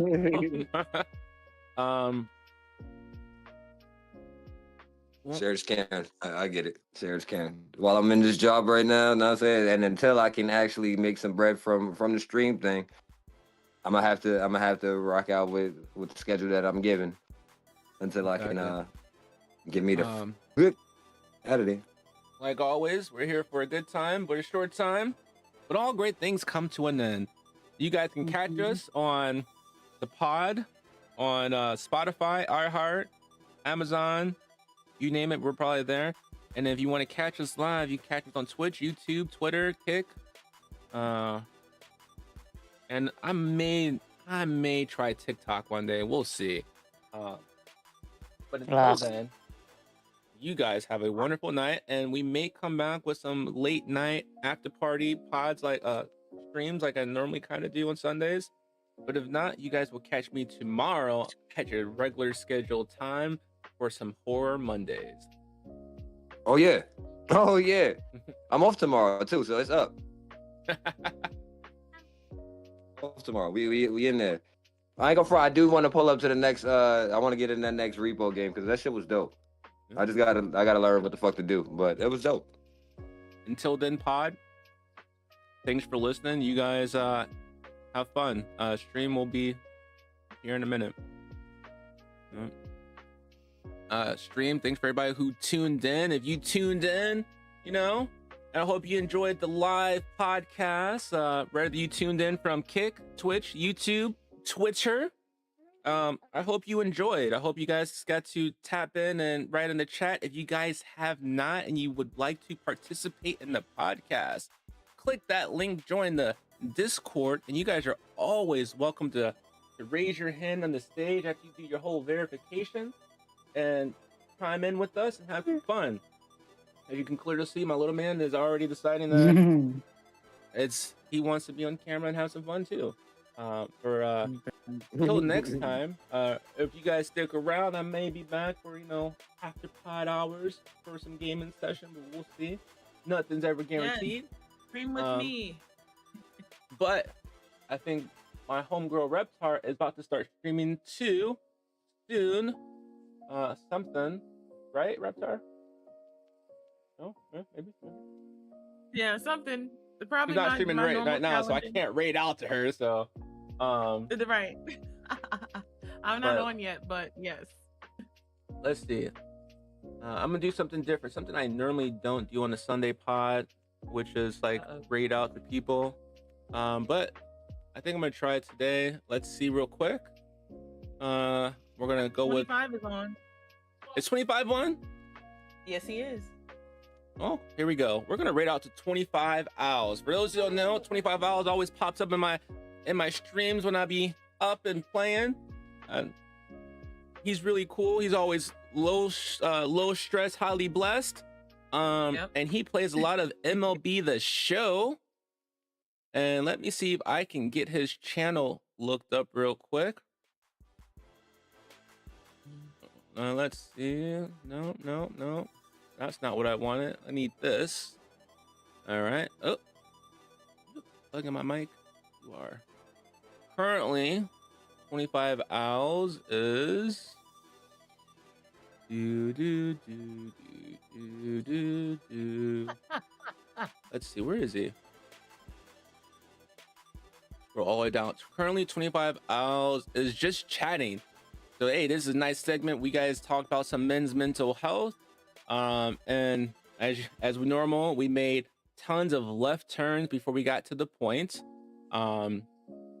As per usual, but we're gonna rate out to 25 owls. So if you guys want to come back with me with the 25 owls, he is actually just chatting. He is watching other people stream and have some fun, but we're gonna rate out to him. I hope you guys enjoyed the pod. We'll see you either Wednesday or Sunday for some more pod love. And you guys may see me again tonight for some after hour pod gaming, but we'll find out. Until then, your phone. You mean daddy's phone? On my phone? Oh. See you guys later. All right. Later. Yo, I'm getting out of here, y'all. Get myself.